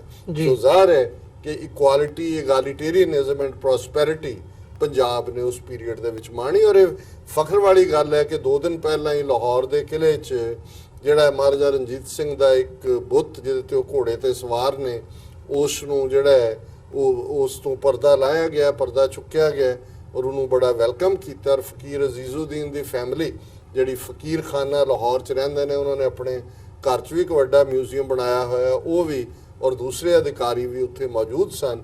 ਸੋ ਇਹ ਇੱਕ ਗੁੱਡਵਿਲ ਹੈ। ਮੈਂ ਸਮਝਦਾ ਵੀ ਸਾਨੂੰ ਜਿੱਥੇ ਅਸੀਂ ਦੋਵੇਂ ਕੌਮਾਂ ਦੀ ਸਾਂਝਾਂ ਦੀ ਗੱਲ ਕਰਦੇ ਹਾਂ, ਸਰਟਨਲੀ ਥੋੜੇ ਬਹੁਤ ਅਕਾਊਂਟ ਵੇਰੀ ਕਰਦੇ ਨੇ, ਥੋੜੇ ਬਹੁਤ ਧੱਕੇ ਹਰ ਪੀਰੀਅਡ 'ਚ ਹਰ ਇੱਕ ਦੇ ਥੱਲੇ ਹੁੰਦੇ ਨੇ, ਲੇਕਿਨ ਅੱਜ ਪਾਕਿਸਤਾਨ ਨੇ ਵੀ ਜਿਹੜਾ ਹੈ ਉਸ ਦੀ ਵੱਡੀ ਗਿਣਤੀ ਨੇ, ਇੱਕ ਛੋਟਾ ਜਿਹਾ ਤਬਕਾ ਹੈ ਜਿਨ੍ਹਾਂ ਨੂੰ ਅਜੇ ਵੀ ਜਿਹੜਾ ਉਹ ਪਾਸਟ ਦੀ ਇਰੀਟੇਸ਼ਨ ਰਹਿੰਦੀ, ਉਹ ਸਾਡੇ 'ਚ ਵੀ ਹੈ ਜਿਨ੍ਹਾਂ ਨੂੰ ਪਾਸਟ ਦੀ ਇਰੀਟੇਸ਼ਨ। ਪਰ ਬਾਈ ਐਂਡ ਲਾਰਜ ਅੱਜ ਮਹਾਰਾਜਾ ਰਣਜੀਤ ਸਿੰਘ ਹੋਏ, ਹਰੀ ਸਿੰਘ ਨਲੂਆ ਹੋਏ, ਜਾਂ ਉਹ ਰਾਜ ਜਿਹੜਾ ਸੀ ਉਸ ਦੇ ਉੱਤੇ ਪਾਕਿਸਤਾਨ ਦੇ ਜਿਹੜੇ ਦਾਨਿਸ਼ਵਰ ਨੇ ਉਹ ਵੀ ਫਖਰ ਕਰਦੇ ਨੇ ਕਿ ਭਾਈ ਉਹ ਇੱਕ ਪੀਸ ਪ੍ਰੋਸਪੈਰਿਟੀ ਦਾ ਸੀ। ਔਰ ਅਸੀਂ ਇਹੀ ਹੋਪ ਕਰਦੇ ਹਾਂ ਕਿ ਭਵਿੱਖ ਦੇ ਵਿੱਚ ਵੀ ਮੁਸਤਕਬਲ 'ਚ ਖਾਲਿਸਤਾਨ ਔਰ ਪਾਕਿਸਤਾਨ ਚੰਗੇ ਨੇਬਰਸ ਵਾਂਗ, ਹਮਸਾਇਆਂ ਵਾਂਗ, ਔਰ ਵਿਦਨ ਪਾਕਿਸਤਾਨ ਵੀ ਜਿਹੜਾ ਸਾਡਾ ਸਾਂਝਾ ਹੈਰੀਟੇਜ ਹੈ ਉਹ ਸਾਡੀ ਸਾਂਝ ਨੂੰ ਹੀ ਅੱਗੇ ਤੋਰੇਗਾ। ਜੀ ਬਿਲਕੁਲ। ਮਲਿਕ ਸਾਹਿਬ, ਤੁਸੀਂ ਕਿਵੇਂ ਦੇਖਦੇ ਹੋ, ਜਿਵੇਂ ਅਸੀਂ ਅੱਜ ਇਸ ਸਾਰੇ ਪ੍ਰੋਗਰਾਮ ਦੇ ਵਿੱਚ ਜਿਹੜਾ ਰਿਲੀਜੀਅਸ ਫਰੀडम ਹੈ ਉਹਦਾ ਜ਼ਿਕਰ ਕੀਤਾ, ਅਮਰੀਕਾ ਦੀ ਰਿਪੋਰਟ ਇੰਡੀਆ ਦੇ ਬਾਰੇ ਉੱਥੇ ਘੱਟ ਗਿਣਤੀਆਂ ਦਾ ਜਿਹੜਾ ਘਾਣ ਹੋ ਰਿਹਾ, ਘੱਟ ਗਿਣਤੀਆਂ ਦੀ ਰਿਲੀਜੀਅਸ ਫਰੀडम ਤੇ ਇੱਕ ਵੱਡਾ ਸਵਾਲੀਆ ਨਿਸ਼ਾਨ ਲੱਗਿਆ। ਤੇ ਨਾਲ ਹੀ ਇੱਧਰ ਜੇ ਪਾਕਿਸਤਾਨੀ ਸਾਈਡ ਦੇ ਵਿੱਚ ਦੇਖੀਏ ਤੇ ਮਹਾਰਾਜਾ ਰਣਜੀਤ ਸਿੰਘ ਦਾ ਜਿਹੜਾ ਸਟੈਚੂ ਹੈ ਉਹ ਉੱਥੇ ਸਥਾਪਿਤ ਕੀਤਾ ਜਾਂਦਾ, ਐਸਟੈਬਲਿਸ਼ ਕੀਤਾ ਜਾਂਦਾ। ਤੇ ਜਦੋਂ ਦੋਵਾਂ ਮੁਲਕਾਂ ਦੀ ਰਿਲੀਜੀਅਸ ਫਰੀडम ਦੇ ਹਵਾਲੇ ਨਾਲ ਅਸੀਂ ਮੁਲਾਂਕਣ ਕਰਦੇ ਹਾਂ ਜਾਂ ਦੇਖਦੇ ਹਾਂ ਤਾਂ ਕੀ ਸਮਝਦੇ ਹੋ ਦੋਵਾਂ ਦੇ ਵਿੱਚ ਜਿਹੜੇ ਡਿਫਰੈਂਸਿਸ ਨੇ, ਜਾਂ ਅਸੀਂ ਜਿਹੜੀਆਂ ਗੱਲਾਂ ਬਾਤਾਂ ਅੱਜ ਇੱਥੇ ਕਰ ਰਹੇ ਹਾਂ ਇਹਨੂੰ ਖਾਸ ਤੌਰ ਤੇ ਘੱਟ ਗਿਣਤੀਆਂ ਦੇ ਪਰਸਪੈਕਟਿਵ ਤੋਂ ਕਿਵੇਂ ਐਨਾਲਾਈਜ਼ ਕਰਦੇ ਹੋ? ਦੇਖੋ ਡਾਕਟਰ ਸਾਹਿਬ ਨੇ ਬੜੀ ਮੈਂ ਸਮਝਦਾ ਮੁਫੱਸਲ ਬਰੀਫਿੰਗ ਦਿੱਤੀ ਹੈ ਮਹਾਰਾਜਾ ਰਣਜੀਤ ਸਿੰਘ ਤੋਂ ਲੈ ਕੇ ਹੁਣ ਤੱਕ ਦੀ। ਤੇ ਜਿਸ ਤਰ੍ਹਾਂ ਪੰਜਾਬੀਆਂ ਦਾ ਪਛੂਕੜ ਇੱਕ ਹੈ, ਉਹਨਾਂ ਦੀ ਸਾਂਝ ਇੱਕ ਹੈ, ਸੋਚ ਇੱਕ ਹੈ, ਰਹਿਣ ਸਹਿਣ ਦੇ ਤਰੀਕੇ ਇੱਕ ਆਪਸੀ ਸਾਂਝ ਦਾ ਵੀ ਇਹਦਾ ਬੜਾ ਵੱਡਾ ਇੱਕ ਫੈਕਟਰ ਹੈ ਇਸ ਦੇ ਵਿੱਚ। ਤਬਦੀਲੀ ਚਾਹੇ ਧਾਰਮਿਕ ਹੋ, ਇਕਨੋਮਿਕਲ ਹੋ, ਪੋਲੀਟੀਕਲ ਹੋ, ਤਬਦੀਲੀ ਹੋਈ ਜਿਹੜਾ ਇੱਕ ਆਮ ਇਨਸਾਨ ਮਹਿਸੂਸ ਕਰੇ, ਨਹੀਂ ਤੇ ਕੋਈ ਤਬਦੀਲੀ ਨਹੀਂ ਹੁੰਦੀ, ਸਿਰਫ ਨਾਰਾ ਹੁੰਦਾ। ਇਹ ਨਾਰੇ ਹਰ ਮੁਲਕ ਦੇ ਅੰਦਰ ਸਿਆਸਤਦਾਨ ਵੀ ਲਾਉਂਦੇ ਆ ਵੋਟਾਂ ਲੈਣ ਵਾਸਤੇ। ਤੇ ਜਿਹੜੀ ਰਿਲੀਜੀਅਸ ਤਬਦੀਲੀ ਦਾ ਨਾਰਾ ਜਿਹੜਾ ਹੈ, ਜਿਸ ਤੇ ਹੁਣ ਇਹ ਰਿਪੋਰਟਾਂ ਦੀ ਕੋਈ ਵੈਲਿਊ ਨਹੀਂ ਹੁੰਦੀ ਪਹਿਲੇ UN ਰਿਪੋਰਟਾਂ ਦੀ, ਕਿਉਂਕਿ ਲੀਗ ਆਫ ਨੇਸ਼ਨ ਵੀ ਫਲਾਪ ਹੋਇਆ ਸੀ, ਯੂਨਾਈਟਿਡ ਨੇਸ਼ਨ ਵੀ 1945 ਤੋਂ ਹੁਣ ਤੱਕ ਅਗਰ ਦੇਖੋ ਤੇ ਜਿੱਥੇ ਘੱਟ ਗਿਣਤੀ ਵਾਲੇ ਮੁਲਕਾਂ ਦੇ ਅੰਦਰ ਜ਼ਿਆਦਤੀਆਂ ਹੋਈਆਂ ਤੇ ਜਿਹੜੇ ਲੋਕਾਂ ਨੇ ਵੱਡੇ ਪਾਵਰਫੁਲ ਮੁਲਕਾਂ ਨੇ ਜ਼ਿਆਦਤੀ ਕੀਤੀ ਹੈ, ਯੂਨਾਈਟਿਡ ਨੇਸ਼ਨ ਨੇ ਰੈਜ਼ੋਲੂਸ਼ਨ ਨੇ ਉਹਨਾਂ ਵੀ ਬੜੀਆਂ ਪਾਸ ਕੀਤੀਆਂ, ਇੰਪਲੀਮੈਂਟ ਕੁਝ ਨਹੀਂ ਹੋਇਆ। ਜਦੋਂ ਇੰਪਲੀਮੈਂਟ ਜੇ ਕੋਈ ਇਦਾਰਾ ਨਹੀਂ ਕਰ ਸਕਦਾ ਤੇ ਉਹ ਫਿਰ ਇੱਕ ਫਲॉप ਇਦਾਰਾ ਹੈ। ਯੂਨਾਈਟਿਡ ਨੇਸ਼ਨ ਜਿਹੜਾ ਹੈ ਲੀਗ ਆਫ ਨੇਸ਼ਨ ਦੀ ਤਰ੍ਹਾਂ ਅਗਰ ਵੱਡੀ ਤਾਕਤਾਂ ਨੂੰ ਨਹੀਂ ਰੋਕ ਸਕਦਾ ਤੇ ਫਿਰ ਉਹਦੀ ਕੋਈ ਆਪਣੀ ਉਹਦੀ ਰਿਪੋਰਟਾਂ ਦੀ ਵੀ ਕੋਈ ਅਹਿਮੀਅਤ। ਹਾਂ, ਵੱਡੇ ਮੁਲਕ ਉਹ ਰਿਪੋਰਟਾਂ ਦਾ ਫਾਇਦਾ ਚੁੱਕਦੇ ਆ, ਜਿਸਾ ਇਰਾਕ ਦੇ ਖਿਲਾਫ ਕੈਮੀਕਲ ਆਫ ਮਾਸ ਡਿਸਟਰਕਸ਼ਨ ਵਾਲਾ ਸੀ, ਉਹੀ ਚਾਲ ਇਹਦੇ ਈਰਾਨ ਦੇ ਖਿਲਾਫ ਚੱਲਣ ਦੀ ਕੋਸ਼ਿਸ਼ ਕੀਤੀ ਔਰ ਆਇਲ ਟੈਂਕਰ ਦਾ ਜਿਹੜਾ ਉੱਥੇ ਧਮਾਕਾ ਹੋਇਆ ਗੱਲ, ਉਹ ਵੀ ਇਹ ਸਾਰੀ ਚਾਲਾਂ ਹੁੰਦੀਆਂ। ਹਾਂ, ਮਾਈਟ ਇਜ਼ ਰਾਈਟ, ਇਹ ਹਮੇਸ਼ਾ ਤੋਂ ਜਦੋਂ ਤੋਂ ਦੁਨੀਆ ਬਣੀ ਹੈ ਮਾਈਟ ਇਜ਼ ਰਾਈਟ, ਜਿਹਦੀ ਲਾਠੀ ਉਹਦੀ ਭੈਂਸ। ਅੱਛਾ, ਹੁਣ ਇਹ ਅਖਵਾਨੀ ਜਿਹੜੇ ਚਾਹੇ ਉਹ ਪਾਕਿਸਤਾਨ ਦੇ ਇਸ ਪਾਸੇ ਰਹਿੰਦੇ, ਦੋਵੇਂ ਪਠਾਨ ਜਿਹੜੇ ਆ ਉਹਨਾਂ ਦੇ ਵੀ ਉਹ ਟ੍ਰਾਈਬ, ਜਿਸ ਤਰ੍ਹਾਂ ਡਾਕਟਰ ਸਾਹਿਬ ਨੇ ਕਿਹਾ ਫਰੀਦੀ ਜਾਂ ਔਰੰਗਜ਼ਈ, ਇਹ ਟ੍ਰਾਈਬ ਜਿਹੜੇ ਆ ਇਹ ਇੱਕੋ ਹੀ ਸੋਚ ਰੱਖਦੇ ਆ, ਉਹਨਾਂ ਦਾ ਰਸਮੋ ਰਿਵਾਜ ਇੱਕ ਸੀ ਜਿਸ ਤਰ੍ਹਾਂ ਸਾਡਾ ਸੀ। ਅੱਛਾ, ਜਿਹੜੀ ਡਿਊਰੈਂਟ ਲਾਈਨ ਉੱਥੇ ਕੀਤੀ ਗਈ ਉਸ ਦਾ ਫਾਇਦਾ ਪਾਕਿਸਤਾਨ ਨੂੰ ਨਹੀਂ ਸੀ, ਕਿਉਂਕਿ ਅਫਗਾਨਿਸਤਾਨ ਇੱਕ ਲੈਂਡ ਲੌਕ ਸਟੇਟ ਸੀ, ਉੱਥੇ ਜਿੰਨੀ ਵੀ ਉਹਨਾਂ ਦੀ ਇੰਪੋਰਟ ਜਾਂ ਐਕਸਪੋਰਟ ਸੀ ਉਹ ਪਾਕਿਸਤਾਨ ਕਰਦਾ ਸੀ ਤੇ ਕੋਈ ਉਹਦੇ ਟੈਰਿਫ ਨਹੀਂ ਲੈਂਦਾ ਸੀ। ਅੱਜ ਵੀ ਇਹ ਸਿਲਸਿਲਾ ਜਾਰੀ ਹੈ। ਬਦਕਿਸਮਤੀ ਨਾਲ ਅਫਗਾਨ ਹਕੂਮਤਾਂ ਨੇ ਹਮੇਸ਼ਾ ਐਂਟੀ ਪਾਕਿਸਤਾਨ ਯਾਨੀ ਕੰਮ ਕੀਤਾ, ਭਾਰਤ ਨਵਾਜ਼ ਰਹੀਆਂ, ਲੇਕਿਨ ਉੱਥੋਂ ਦੀ ਜਿਹੜੀ ਆਵਾਮ ਸੀ, ਖਾਸ ਤੌਰ ਤੇ ਪਸ਼ਤੂਨ, ਅਜ਼ਬਕ ਤੇ ਤਾਜਿਕ ਦੀ ਗੱਲ ਨਹੀਂ ਕਰ ਰਿਹਾ, ਪਸ਼ਤੂਨ ਹਮੇਸ਼ਾ ਤੋਂ ਪਾਕਿਸਤਾਨ ਦੇ ਨਾਲ ਰਹੇ। ਔਰ ਇਹੀ ਵਜ੍ਹਾ ਸੀ ਕਿ ਸਾਨੂੰ ਇੰਨਾ ਸੈਂਕੜੋਂ ਮੀਲ ਦਾ ਜਿਹੜਾ ਬਾਰਡਰ ਸੀ 9/11 ਤੋਂ ਪਹਿਲੇ ਉੱਥੇ ਸਾਡੀ ਕਦੀ ਫੌਜ ਨਹੀਂ ਹੁੰਦੀ ਸੀ, ਉਹ ਕਬਾਇਲੀ ਆਪ ਹੀ ਉਹਨਾਂ ਕੋਲ, ਕਿਉਂਕਿ ਜਦੋਂ ਕੋਈ ਕਬਾਇਲੀ ਬੱਚਾ ਪੈਦਾ ਹੁੰਦਾ ਹੈ ਤੇ ਉਹਦੇ ਨਾਲ ਪਿਸਤੌਲ ਰੱਖੀ ਹੁੰਦੀ ਹੈ, ਸਾਨੂੰ ਉਹ ਬਾਰਡਰ ਸੇਫ ਕਰਨ ਦੀ ਕਦੀ ਲੋੜ ਨਹੀਂ ਸੀ। ਲੇਕਿਨ 9/11 ਦੇ ਬਾਅਦ ਜਦੋਂ ਇੰਡੀਆ ਉੱਥੇ ਇਨਵੋਲਵ ਹੋਇਆ ਤੇ ਅਮਰੀਕਾ ਨੇ ਸੇਫ ਹੈਵਨ ਇੰਡੀਆ ਨੂੰ ਦਿੱਤਾ ਕਿ ਕਾਬੁਲ ਤੇ ਕੰਦਹਾਰ ਤੇ ਗਜ਼ਨੀ ਤੱਕ ਪਹੁੰਚੇ, ਤੇ ਫਿਰ ਸਾਨੂੰ ਉੱਥੇ ਸ਼ੁਮਾਲੀ ਤੇ ਜਨੂਬੀ ਵਜ਼ੀਰਿਸਤਾਨ ਦੇ ਅੰਦਰ ਜਿਸ ਤਰ੍ਹਾਂ ਅਫਗਾਨਿਸਤਾਨ ਤੋਂ ਦਹਿਸ਼ਤਗਰਦੀ ਪ੍ਰਮੋਟ ਕੀਤੀ ਗਈ ਤੇ ਸਾਨੂੰ ਉੱਥੇ ਫੌਜ ਲੈ ਕੇ ਜਾਣੀ ਪਈ, ਫਿਰ ਸਾਨੂੰ ਆਪਰੇਸ਼ਨ ਵੀ ਕਰਨੇ ਪਏ ਕਿਉਂਕਿ ਨੈਸ਼ਨਲ ਇੰਟੈਗ੍ਰਿਟੀ ਇਜ਼ ਫਸਟ। ਅੱਛਾ, ਹੁਣ ਇਹ ਰਿਲੀਜੀਅਸ ਜਿਹੜੀ ਰਿਫਾਰਮਸ ਜਿਹੜੀਆਂ ਜਾਂ ਇਹ ਰਿਪੋਰਟ ਆ, ਇਹਨਾਂ ਦਾ ਇਹ ਇੰਪਲੀਮੈਂਟ ਨਹੀਂ ਹੁੰਦੀਆਂ। ਇਹ ਸਾਰੀ ਅੱਜ ਦੇ ਜ਼ਮਾਨੇ ਦਾ ਇੱਕ ਪੋਲੀਟੀਕਲ ਬਾਰਗੇਨਿੰਗਸ ਆ ਕਿ ਇਹ ਉਹਦੇ ਇਲਾਵਾ ਅਗਰ ਅਮਰੀਕਾ ਚਾਹੇ ਵੀ ਤੇ ਬੀਜੇਪੀ ਦੀ ਹਕੂਮਤ ਨੂੰ ਜਿਹੜੀ ਉਹ ਜ਼ਿਆਦਤੀਆਂ ਅਗਰ ਉੱਥੇ ਕਰ ਰਹੀਆਂ ਛੋਟੀ ਗਿਣਤੀ ਦੇ ਲੋਕਾਂ ਦੇ ਨਾਲ, ਜੋ ਉੱਥੇ ਇੱਕ ਆਮ RSS ਮਾਈਂਡ ਦਾ ਨੌਜਵਾਨ ਜਿਸ ਤਰ੍ਹਾਂ ਲਾਠੀਆਂ ਲੈ ਕੇ ਸੋਟੀਆਂ ਲੈ ਕੇ ਲੋਕਾਂ ਨੂੰ ਮਾਰ ਰਿਹਾ ਹੈ ਤੇ ਮੂੰਹ ਦੇ ਅੰਦਰ ਯਾਨੀ ਗਾਉ ਮਾਤਾ ਦਾ ਪਿਸ਼ਾਬ ਪਿਲਾ ਰਿਹਾ ਹੈ। ਔਰ ਈਵਨ ਉਹਨਾਂ ਦੀ ਆਪਣੀ ਰਿਪੋਰਟ ਹੈ ਕਿ 2018 ਚ 248 ਡੈਥਸ ਜਿਹੜੀਆਂ ਨੇ ਉਹ ਮੌਬ ਲਿੰਚਿੰਗ, ਔਰ ਇਹ ਆਲਮੋਸਟ 1/3 ਹੋਏਗੀ ਰਿਪੋਰਟਿੰਗ, 1000 ਤੋਂ ਜ਼ਿਆਦਾ ਬੰਦਾ ਜਿਹੜਾ ਲਿੰਚਿੰਗ ਨਾਲ ਮਾਰ। ਅੱਛਾ, ਉਹ ਅਮਰੀਕਾ ਵੀ ਨਹੀਂ ਰੋਕ ਸਕਦਾ ਕਿਉਂਕਿ ਜਦੋਂ ਤੁਹਾਡੀ ਇੰਡੀਆ ਦੀ ਸਟੇਟ ਆਪ ਉਹਦੇ ਅੰਦਰ ਪਾਰਟੀ ਬਣੀ ਹੋਈ ਹੈ ਜੀ, ਉਹ ਆਪ ਯਾਨੀ ਚੁੱਪ ਦਾ ਉਹਨਾਂ ਨੇ ਰੋਜ਼ਾ ਰੱਖਿਆ ਤੇ ਇਹਦਾ ਮਤਲਬ ਹੈ ਉਹ ਪਾਰਟੀ ਹੈ, ਉਹਨਾਂ ਦੀ ਮਰਜ਼ੀ ਤੋਂ ਇਹ ਹੋ ਰਿਹਾ ਹੈ।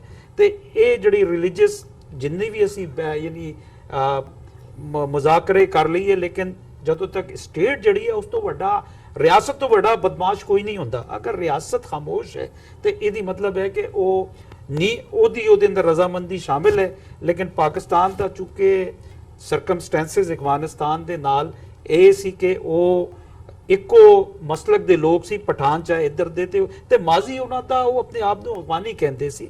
ਠੀਕ ਹੈ, ਰਿਆਸਤਾਂ ਹੁਣ ਅਸੀਂ ਪੰਜਾਬੀ ਆ, ਚਾਹੇ ਅਸੀਂ ਮੁਸਲਮਾਨ ਆ, ਸਿੱਖ ਆ ਜਾਂ ਕੁਝ ਪੰਜਾਬੀ ਹਿੰਦੂ ਵੀ ਆ, ਲੇਕਿਨ ਜਦੋਂ ਗੱਲ ਆਂਦੀ ਹੈ ਤੇ ਅਸੀਂ ਕਹਿੰਦੇ ਅਸੀਂ ਪੰਜਾਬੀ ਆ। ਅੱਛਾ, ਹਮੇਸ਼ਾ ਤੋਂ ਜੁਗਰਾਫੀਆ ਚੇਂਜ ਹੁੰਦੀ ਆ, ਬੋਲੀ ਜ਼ਬਾਨ ਤੇ ਧਰਮ ਨਹੀਂ ਚੇਂਜ ਹੁੰਦੇ ਇਲਾਕਿਆਂ ਦੇ। ਜੀ। ਅੱਜ ਪੰਜਾਬ 2 ਹੋ ਚੁੱਕੇ ਆ, ਲੇਕਿਨ ਪੰਜਾਬ ਦੇ ਅੰਦਰ ਵੀ ਮੁਸਲਮਾਨ ਰਹਿੰਦੇ ਆ, ਤੁਹਾਡੇ ਪਾਸੇ ਵੀ ਚੜ੍ਹਦੇ ਪੰਜਾਬ ਦੇ ਅੰਦਰ ਵੀ, ਉਹ ਇੱਥੇ ਵੀ ਸਾਡੇ ਇੱਥੇ ਵੀ ਬੇਸ਼ੱਕ ਸਰਦਾਰ ਘੱਟ ਗਿਣਤੀ ਦੇ ਅੰਦਰ ਆ, ਲੇਕਿਨ ਪਾਕਿਸਤਾਨ ਦੇ ਅੰਦਰ ਹਾਲੀਆ 10 ਸਾਲ ਦੇ ਅੰਦਰ ਜਦੋਂ ਇੰਡੀਆ ਇਨਵੋਲਵ ਹੋਇਆ ਅਫਗਾਨਿਸਤਾਨ ਦੇ ਅੰਦਰ, ਤੇ ਇਹ ਜਿਹੜੀ ਕੁਝ ਉੱਥੇ ਘੱਟ ਗਿਣਤੀ ਵਾਲਿਆਂ ਦੇ ਨਾਲ ਇਹ ਹੋਇਆ ਕਿ ਉਹਨਾਂ ਨੂੰ ਕਿਸੇ ਨੇ ਮਾਰਿਆ, ਉਹਦੇ ਪਿੱਛੇ ਉਹ ਮਾਈਂਡਸੈਟ ਸੀ। ਲੇਕਿਨ ਕਦੀ ਵੀ ਅਗਰ ਤੁਸੀਂ ਦੇਖੋ, ਕਦੀ ਪਾਕਿਸਤਾਨ ਦੇ ਅੰਦਰ ਕਿਸੇ ਸਰਦਾਰ ਨੂੰ, ਕਿਸੇ ਹਿੰਦੂ ਨੂੰ ਬਹੁਤ ਘੱਟ ਯਾਨੀ ਤੁਹਾਨੂੰ ਨਜ਼ਰ ਆਏਗਾ, ਲੇਕਿਨ ਸਟੇਟ ਦੀ ਪਾਲਿਸੀ ਨਹੀਂ ਸੀ। ਅੱਛਾ, ਫਿਰ ਆਵਾਮ ਦੀ ਵੀ ਨਹੀਂ ਸੀ, ਆਵਾਮ ਦੀ ਵੀ ਨਹੀਂ ਸੀ, ਉੱਥੇ ਸਾਰਿਆਂ ਨੂੰ ਆਜ਼ਾਦੀ ਸੀ, ਲੇਕਿਨ ਇਹ ਮਾਈਂਡਸੈਟ ਇਸ ਕਰਕੇ ਕੀਤਾ ਗਿਆ ਸੀ ਕਿ ਇੰਡੀਆ ਇਹ ਜਵਾਜ਼ ਪੈਦਾ ਕਰੇ, ਅਗਰ ਸਾਡੇ ਇੱਥੇ ਹੋ ਰਿਹਾ ਤੇ ਪਾਕਿਸਤਾਨ ਦੇ ਅੰਦਰ ਵੀ ਇਹ ਹੋ ਰਿਹਾ। ਲੇਕਿਨ ਇਹ ਬਾਕੀ ਦੂਸਰੇ ਸਮੇਂ ਦੇ ਨਾਲ ਹਰ ਮਜ਼ਹਬ ਦੀ ਜਦੋਂ ਇੰਟਰਪ੍ਰੀਟੇਸ਼ਨ ਹੁੰਦੀ ਹੈ, ਹਮੇਸ਼ਾ ਕੁਛ ਨਾ ਕੁਛ ਹੌਟ ਹੈਡਸ ਉਹ ਸਾਡੇ 'ਚ ਵੀ ਨੇ, ਦੂਸਰਿਆਂ 'ਚ ਵੀ ਨੇ, ਉਹ ਕਈ ਵਾਰੀ ਲਾਈਨ ਕ੍ਰਾਸ ਕਰਕੇ ਨਫ਼ਰਤ ਵੱਲ ਤੁਰ ਪੈਂਦੇ ਨੇ। ਬਾਈ ਐਂਡ ਲਾਰਜ ਇਸਲਾਮ ਵੀ ਜਿਹੜਾ ਫੇਥ ਆਫ ਪੀਸ ਹੈ, ਔਰ ਜ਼ਾਹਰਾ ਤੌਰ ਦੇ ਉੱਤੇ ਜਿਹੜੀ ਈਵਨ ਇਸਲਾਮਿਕ ਸ਼ਰਅ ਦੇ ਅੰਦਰ ਵੀ ਜਿੰਨਾ ਮੈਂ ਸਮਝ ਸਕਿਆ ਉਹਦੇ 'ਚ ਅਕਲੀਅਤਾਂ ਦੇ ਲਈ ਆਪਣੇ ਹੱਕ ਨੇ, ਕਿਸੇ ਦੇ ਉੱਤੇ ਜ਼ੋਰ ਜ਼ਬਰਦਸਤੀ ਕਿਸੇ ਦਾ ਮਜ਼ਹਬ ਤਬਦੀਲ ਕਰਨਾ ਇਸ ਨੂੰ ਇਸਲਾਮ ਆਗਿਆ ਨਹੀਂ ਦਿੰਦਾ। ਲੇਕਿਨ ਇਹਦੇ ਬਾਵਜੂਦ ਜ਼ਿਆਦਤੀਆਂ ਹੋਈਆਂ ਨੇ, ਲੇਕਿਨ ਮੈਂ ਸਮਝਦਾ ਵੀ ਸਟੇਟ ਔਰ ਵੱਡ ਗਿਣਤੀ ਜਿਹੜੀ ਮੈਜੋਰਿਟੀ 'ਚ ਹੈ, ਉਹਨਾਂ ਨੇ ਹਮੇਸ਼ਾ ਹੀ ਜਿਹੜਾ ਉਹ ਇੱਕ ਦੂਸਰੇ ਪ੍ਰਤੀ ਟੋਲਰੈਂਸ ਔਰ ਪਿਆਰ ਦਾ ਰਵੱਈਆ। ਨਾਲੇ ਡਾਕਟਰ ਸਾਹਿਬ, ਦੁਨੀਆ ਦਾ ਅਗਰ ਤੁਸੀਂ ਇਤਿਹਾਸ ਦੇਖੋ, ਇਸਲਾਮ ਦੇ ਬਾਅਦ ਸਿੱਖੀਜ਼ਮ ਮੇਰੇ ਖਿਆਲ ਉਹਦੇ ਬਾਅਦ ਵਾਹਿਦ ਇੱਕ ਧਰਮ ਆਇਆ ਜਿਹਨੇ ਸਸਟੇਨ ਕੀਤਾ। ਨਹੀਂ ਤੇ ਅੱਜ ਕੱਲ ਤੇ ਰੋਜ਼ 500 ਸਾਲ ਦੇ ਅੰਦਰ 500 ਹੋਰ ਆਈਡੀਓਲੋਜੀਆਂ ਧਰਮ ਦੇ ਨਾਂ ਤੇ ਆਈਆਂ, ਉਹ ਸੌਦਾ ਨਹੀਂ ਵਿਕਿਆ। ਅੱਛਾ, ਸਸਟੇਨ ਉਹੀ ਕਰਦਾ ਹੈ ਜਿਹਦੇ ਅੰਦਰ ਰੂਹਾਨੀਅਤ ਹੁੰਦੀ ਹੈ, ਤੇ ਇਹ ਸਸਟੇਨ ਜਿਹੜਾ ਜੋ ਕੀਤਾ। ਔਰ ਜਿਸ ਤਰ੍ਹਾਂ ਫਿਰ ਅਗਰ ਅਸੀਂ ਪੰਜਾਬ, ਦੋਵੇਂ ਪੰਜਾਬਾਂ ਦੀ ਗੱਲ ਕਰੀਏ, ਤੇ ਆਵਾਮ ਜੋ 47 ਦੇ ਇਤਿਹਾਸ ਨੇ ਸਾਨੂੰ ਜੋ ਹਿਸਟਰੀ ਪੜ੍ਹਵਾਈ, ਉਹ ਹਿਸਟਰੀ ਪੰਜਾਬ ਦੀ ਨਹੀਂ ਸੀ। ਹਾਂ, ਲੇਕਿਨ ਮੈਂ ਹਮੇਸ਼ਾ ਕਹਿੰਦਾ ਕਿ ਜਿਸ ਤਰ੍ਹਾਂ 18ਵੀਂ ਸਦੀ ਦੇ ਅੰਦਰ ਮਹਾਰਾਜਾ ਰਣਜੀਤ ਸਿੰਘ ਆਇਆ ਸੀ, ਜਿਹਨੇ ਪੰਜਾਬੀਆਂ ਨੂੰ ਜੋੜ ਦਿੱਤਾ ਸੀ, ਲੇਕਿਨ 19ਵੀਂ ਸਦੀ ਦੇ ਅੰਦਰ ਜਦੋਂ ਇਹ ਵੰਡ ਹੋਈ ਤੇ ਸਾਡੇ ਕੋਲ ਕੋਈ ਪੰਜਾਬੀ ਲੀਡਰ ਨਹੀਂ ਸੀ। ਇਹੀ ਵਜ੍ਹਾ ਹੈ ਕਿ ਜੋ ਪੰਜਾਬ ਦੇ ਅੰਦਰ ਕਤਲੋ ਗਾਰਤ ਹੋਈ, ਉਹਦੀ ਵਜ੍ਹਾ ਇਹ ਸੀ ਕਿ ਸਾਨੂੰ ਸਮਝਾਉਣ ਵਾਲਾ ਕੋਈ ਨਹੀਂ ਸੀ। ਜਦੋਂ ਲੀਡਰ ਨਹੀਂ ਹੁੰਦਾ, ਫਿਰ ਜਿਹੜੀ ਕੌਮ ਹੁੰਦੀ ਹੈ ਉਹ ਇਸੇ ਤਰ੍ਹਾਂ ਲੋਕ ਇਸਤੇਮਾਲ ਕਰਦੇ ਆ, ਔਰ ਹਿੰਦੂਆਂ ਨੇ ਇਸਤੇਮਾਲ ਕੀਤਾ, ਨਹਿਰੂ ਨੇ, ਪਟੇਲ ਨੇ ਇਸਤੇਮਾਲ ਕੀਤਾ, ਔਰ ਪੰਜਾਬੀ ਜਿਹੜੇ ਇਸਤੇਮਾਲ ਹੋਏ। ਇਹੀ ਵਜ੍ਹਾ ਹੈ ਕਿ ਅੱਜ ਵੀ ਅਸੀਂ ਪਾਕਿਸਤਾਨ ਦੇ ਅੰਦਰ ਵੀ ਅਸੀਂ ਆਪਣੀ ਬੋਲੀ ਦੀ ਜਿਹੜੀ ਆ ਉਹ ਜੰਗ ਲੜਦੇ ਪਏ ਆ। ਤੇ ਔਰ ਹੈਦਰਤ ਅੰਗੇਜ਼ ਹੈ ਕਿ 12-13 ਕਰੋੜ ਪੰਜਾਬੀ ਹੋਣ ਦੇ ਬਾਵਜੂਦ ਪੰਜਾਬ ਦੇ ਸਕੂਲਾਂ ਦੇ ਅੰਦਰ ਪੰਜਾਬੀ ਨਹੀਂ ਪੜ੍ਹਾਈ ਜਾਂਦੀ, ਪੰਜਾਬੀ ਨੂੰ ਪ੍ਰਮੋਟ ਨਹੀਂ ਕੀਤਾ, ਬਲਕਿ ਅਸੀਂ ਖੁਦ ਬਤੌਰ ਪੰਜਾਬੀ ਆਪਣੇ ਘਰਾਂ ਦੇ ਅੰਦਰ ਪਾਕਿਸਤਾਨ ਦੀ ਮਾਦਰੀ ਜ਼ਬਾਨ ਜਿਹੜੇ ਸਾਡੇ ਕਾਇਦ ਨੇ ਕਿਹਾ ਸੀ ਉਹਨੂੰ ਅਪਣਾਇਆ, ਉਰਦੂ ਨੂੰ, ਤੇ ਆਪਣੀ ਜ਼ਬਾਨ ਦੇ ਨਾਲ ਅਸੀਂ ਜਿਹੜਾ ਮੈਂ ਸਮਝਦਾ ਕਿ ਅਸੀਂ ਆਪਣੀ ਜ਼ਬਾਨ ਦਾ ਇਸਤਿਸਾਲ ਕੀਤਾ। ਜ਼ਬਾਨਾਂ ਜਿਹੜੀਆਂ ਉਹ ਮਜ਼ਹਬ ਨੂੰ ਵੀ ਪ੍ਰਮੋਟ ਕਰਦੀਆਂ ਤੇ ਆਪਸੀ ਤਾਲੁਕਾਤ ਨੂੰ ਵੀ ਜੋੜਦੀਆਂ। ਜੀ ਬਿਲਕੁਲ। ਅਖੀਰ ਦੇ ਵਿੱਚ ਇੱਕ ਸਵਾਲ ਮੈਂ ਜ਼ਰੂਰ ਜਾਂਦੇ ਜਾਂਦੇ ਪੁੱਛਣਾ ਚਾਹੂੰਗਾ, ਸਮਾਂ ਸਾਡੇ ਕੋਲ 3-4 ਮਿੰਟ ਬਚੇ ਆ। ਜਿਹੜੀ ਇਹ ਏਸ਼ੀਆ ਪੈਸੀਫਿਕ ਗਰੁੱਪਿੰਗ ਹੈ, ਇਹਦੇ ਵੱਲੋਂ ਜਿਹੜਾ ਇੰਡੀਆ ਨੂੰ ਐਂਡੋਰਸ ਕੀਤਾ ਗਿਆ ਯੂਨਾਈਟਿਡ ਨੇਸ਼ਨ ਸਿਕਿਉਰਿਟੀ ਕਾਉਂਸਲ ਦੀ ਜਿਹੜੀ ਨਾਨ ਪਰਮਾਨੈਂਟ ਸੀਟ ਹੁੰਦੀ ਹੈ, ਜਿਹਦੀ ਆਉਣ ਵਾਲੇ ਸਾਲ ਦੇ ਵਿੱਚ ਜਿਹੜੀ ਚੋਣ ਪ੍ਰੋਸੈਸ ਹੈਗੀ ਆ ਉਹ ਸ਼ੁਰੂ ਹੋਣੀ ਹੈ, ਇਸ ਡਿਵੈਲਪਮੈਂਟ ਨੂੰ ਤੁਸੀਂ ਕਿਵੇਂ ਦੇਖਦੇ ਹੋ ਕਿ ਕੀ ਆਉਣ ਵਾਲੇ ਸਮੇਂ ਦੇ ਵਿੱਚ ਮਤਲਬ ਯੂਨਾਈਟਿਡ ਨੇਸ਼ਨਸ ਦੇ ਵਿੱਚ ਵੀ ਇੰਡੀਆ ਦੇ ਲਈ ਰਾਹ ਖੁੱਲ ਸਕਦਾ? ਦੇਖੋ, ਜਿਹੜੀ ਸਿਕਿਉਰਿਟੀ ਕਾਉਂਸਲ ਦੇ ਪਰਮਾਨੈਂਟ ਮੁਲਕ ਆ, ਉਹਦੇ ਅੰਦਰ ਵੀ ਇੰਡੀਆ ਗੁਜ਼ਿਸ਼ਤਾ 20 ਵਰਿਆਂ ਤੋਂ ਕੋਸ਼ਿਸ਼ ਕਰ ਰਿਹਾ ਕਿ ਉਹਨੂੰ ਵੀ ਇੱਕ ਵੀਟੋ ਦਾ ਹੱਕ ਮਿਲ ਜਾਏ, ਲੇਕਿਨ ਇਹ ਕਿ ਉਹਦੇ ਅੰਦਰ ਨਾਕਾਮ ਰਿਹਾ। ਬਾਕੀ ਇਹ ਚਾਈਨਾ ਤੇ ਪਾਕਿਸਤਾਨ ਜਿਹੜੇ ਆ, ਮੈਂ ਸਮਝਦਾ ਕਿ ਇਹਦੇ ਹੱਕ ਦੇ ਅੰਦਰ ਵੋਟ ਨਹੀਂ ਦਾਂਗੇ। ਲੇਕਿਨ ਗੱਲ ਹੈ ਕਿ ਅੱਜ ਕੱਲ ਚੂੰਕਿ ਪੈਸੇ ਤੇ ਵਪਾਰ ਦਾ ਜ਼ਮਾਨਾ ਹੈ, ਤੇ ਅਮਰੀਕਾ ਤੇ ਯੂਰਪ ਜਿਹੜੇ ਆ, ਜਿੱਥੇ ਅਗਰ ਉਹਨਾਂ ਨੂੰ ਇੰਡੀਆ ਦੀ ਚੀਪ ਲੇਬਰ, ਅਗਰ ਨੌਲੇਜੇਬਲ ਚੀਪ ਲੇਬਰ, ਮੈਂ ਇਹ ਵਰਡ ਯੂਜ਼ ਕਰਾਂਗਾ, ਅਗਰ ਉਹਨਾਂ ਨੂੰ ਉੱਥੇ ਫਾਇਦਾ ਨਜ਼ਰ ਆਏਗਾ ਤੇ ਉਹ ਆਪਣੇ ਜਿਹੜੇ ਘੋੜੇ ਆ ਉਸ ਪਾਸੇ ਮੋੜ ਲਾਂਗੇ।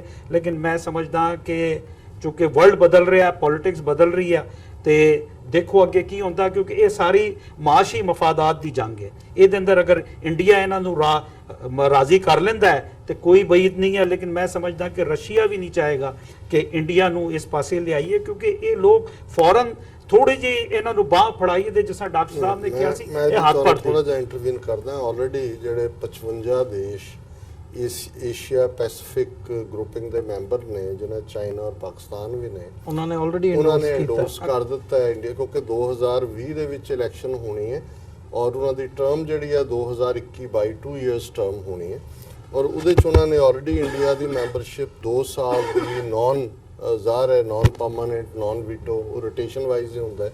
ਮੈਂ ਵੀ ਇਹ ਸਮਝਣ ਦੀ ਕੋਸ਼ਿਸ਼ ਕਰ ਰਿਹਾ ਵੀ ਇਹ ਕੀ ਹੋਇਆ। ਹਾਲਾਂਕਿ ਕੁਝ ਸਾਡੇ ਕੋਲ ਕੱਲ ਜਦੋਂ ਮੈਂ ਇਹਨੂੰ ਸੱਚੋ ਸੱਚ ਵੀ ਡਿਸਕਸ ਕੀਤਾ, ਇੱਕ ਦੋ ਨੇ ਲਿਖਿਆ ਕਿ ਵੀ ਆਲਰੇਡੀ ਇਹਦੇ ਤੇ ਕੰਸੈਂਸਸ ਹੈ ਔਰ ਉਹ ਰੋਟੇਸ਼ਨ ਵਾਈਜ਼ ਵਾਰੀ ਆਂਦੀ ਹੈ। ਇਸ ਵਾਰ ਇੰਡੀਆ ਦੀ ਹੈ ਐਲਫਾਬੈਟਿਕਲੀ। ਮੈਨੂੰ ਇਹ ਗੱਲ ਠੀਕ ਨਹੀਂ ਲੱਗਦੀ, ਕਿਉਂਕਿ ਜਿਹੜੇ ਉਹਨਾਂ ਦੇ UN 'ਚ ਐਂਬੈਸਡਰ ਹੈ ਇੰਡੀਆ ਦੇ, ਸ਼ਾਇਦ ਅਕਬਰੂਦੀਨ ਜਾਂ ਉਹਨਾਂ ਦਾ ਕੀ ਨਾਂ ਹੈ, ਉਹਨਾਂ ਨੇ ਕਿਹਾ ਜੀ ਇਹ ਸਾਡੀ ਗ੍ਰੇਟ ਡਿਪਲੋਮੈਟਿਕ ਵਿਕਟਰੀ ਹੈ ਕਿ 55 ਦੇਸ਼ਾਂ ਨੇ ਜਿਹੜੇ ਏਸ਼ੀਆ ਪੈਸੀਫਿਕ ਦੇ ਨੇ ਇੰਡੀਆ ਦੇ ਕੈਂਡੀਡੇਚਰ ਨੂੰ ਐਂਡੋਰਸ ਕੀਤਾ। ਸੋ ਮੈਂ ਸਮਝਦਾ ਵੀ ਹੋ ਸਕਦਾ ਕੋਈ ਨਾ ਕੋਈ ਚਾਈਨਾ ਤੇ ਪਾਕਿਸਤਾਨ ਨੇ ਡੀਲ ਇੰਡੀਆ ਦੇ ਨਾਲ ਸਟ੍ਰਾਈਕ ਕੀਤੀ ਹੋਏ ਇਨ ਕੰਸੈਸ਼ਨ ਕਿਉਂਕਿ ਕੋਈ ਏਡਾ ਇੰਪੋਰਟੈਂਟ ਵੀ ਨਹੀਂ ਹੈ। ਇਹ ਤਾਂ ਰੋਟੇਸ਼ਨਲ ਪਾਕਿਸਤਾਨ ਵੀ ਮੈਂਬਰ ਹੈ ਪਰ ਮੈਨੂੰ ਇਸ ਵਾਰੀ ਥੋੜੀ ਜਿਹੀ ਹੈਰਾਨੀ ਹੋਈ ਕਿ ਵੀ ਜਦੋਂ ਇੱਕ ਪਾਸੇ ਇੰਨੀ ਨਫ਼ਰਤ ਔਰ ਵੈਨਮ ਔਰ ਪਾਕਿਸਤਾਨ ਨੂੰ ਟੈਰਰਿਜ਼ਮ ਦੇ ਖਾਤੇ 'ਚ ਐਸਾ ਅੰਦਰ ਖਾਤੇ ਕੀ ਹੋਇਆ ਹੈ ਵੀ ਚਾਈਨਾ ਔਰ ਪਾਕਿਸਤਾਨ ਨੇ ਜਿਹੜਾ ਹੈ ਉਹ ਉਸ ਗਰੁੱਪਿੰਗ ਦੇ ਵਿੱਚ ਇੰਡੀਅਨ ਮੈਂਬਰਸ਼ਿਪ ਨੂੰ ਐਂਡੋਰਸ ਕੀਤਾ। ਇਹ ਡਿਪਲੋਮੈਟਿਕ ਚੈਨਲ ਜਿਹੜੇ ਹੁੰਦੇ ਆ ਬਾਜ਼ ਵੇਲੇ ਇਹ ਆਪਸੀ ਸੌਦੇਬਾਜ਼ੀ ਕਰਦੇ ਆ। ਹਾਂ ਬਿਲਕੁਲ। ਸੋ ਇਵੈਂਚੁਅਲੀ ਗੱਲ ਇੱਥੇ ਹੀ ਆ ਕੇ ਮੁੱਕਦੀ ਆ। ਸੋ ਜਿਹੜੇ ਸਾਡੇ ਦਰਸ਼ਕ ਇਸ ਵਕਤ ਸਾਡੇ ਨਾਲ ਜੁੜੇ ਹੋਏ ਆ, ਮੈਂ ਉਮੀਦ ਕਰਦਾ ਅੱਜ ਦੀ ਸਾਡੀ ਜਿਹੜੀ ਇਹ ਸਾਰੀ ਗੱਲਬਾਤ ਸੀ ਤੁਹਾਨੂੰ ਜ਼ਰੂਰ ਪਸੰਦ ਆਈ ਹੋਵੇਗੀ। ਆਉਣ ਵਾਲੇ ਸਮੇਂ ਦੇ ਵਿੱਚ ਵੀ ਇਦਾਂ ਦੀਆਂ ਡਿਸਕਸ਼ਨ ਲੈ ਕੇ ਤੁਹਾਡੀ ਕਚਹਿਰੀ ਦੇ ਵਿੱਚ ਹਾਜ਼ਰ ਹੁੰਦੇ ਰਹਾਂਗੇ। ਅੱਜ ਦੇ ਸ਼ੋਅ ਦੇ ਵਿੱਚ ਇੱਥੇ ਹੀ ਇਜਾਜ਼ਤ ਚਾਹਾਂਗੇ ਜੀ। ਤੁਹਾਡਾ ਵੀ ਦੋਵਾਂ ਜਣਿਆਂ ਦਾ ਬਹੁਤ ਬਹੁਤ ਧੰਨਵਾਦ। ਫਤਿਹ ਦੀ ਸਾਂਝ ਪਾਈ ਅੰਤ ਦੇ ਵਿੱਚ। ਵਾਹਿਗੁਰੂ ਜੀ ਕਾ ਖਾਲਸਾ, ਵਾਹਿਗੁਰੂ ਜੀ ਕੀ ਫਤਿਹ।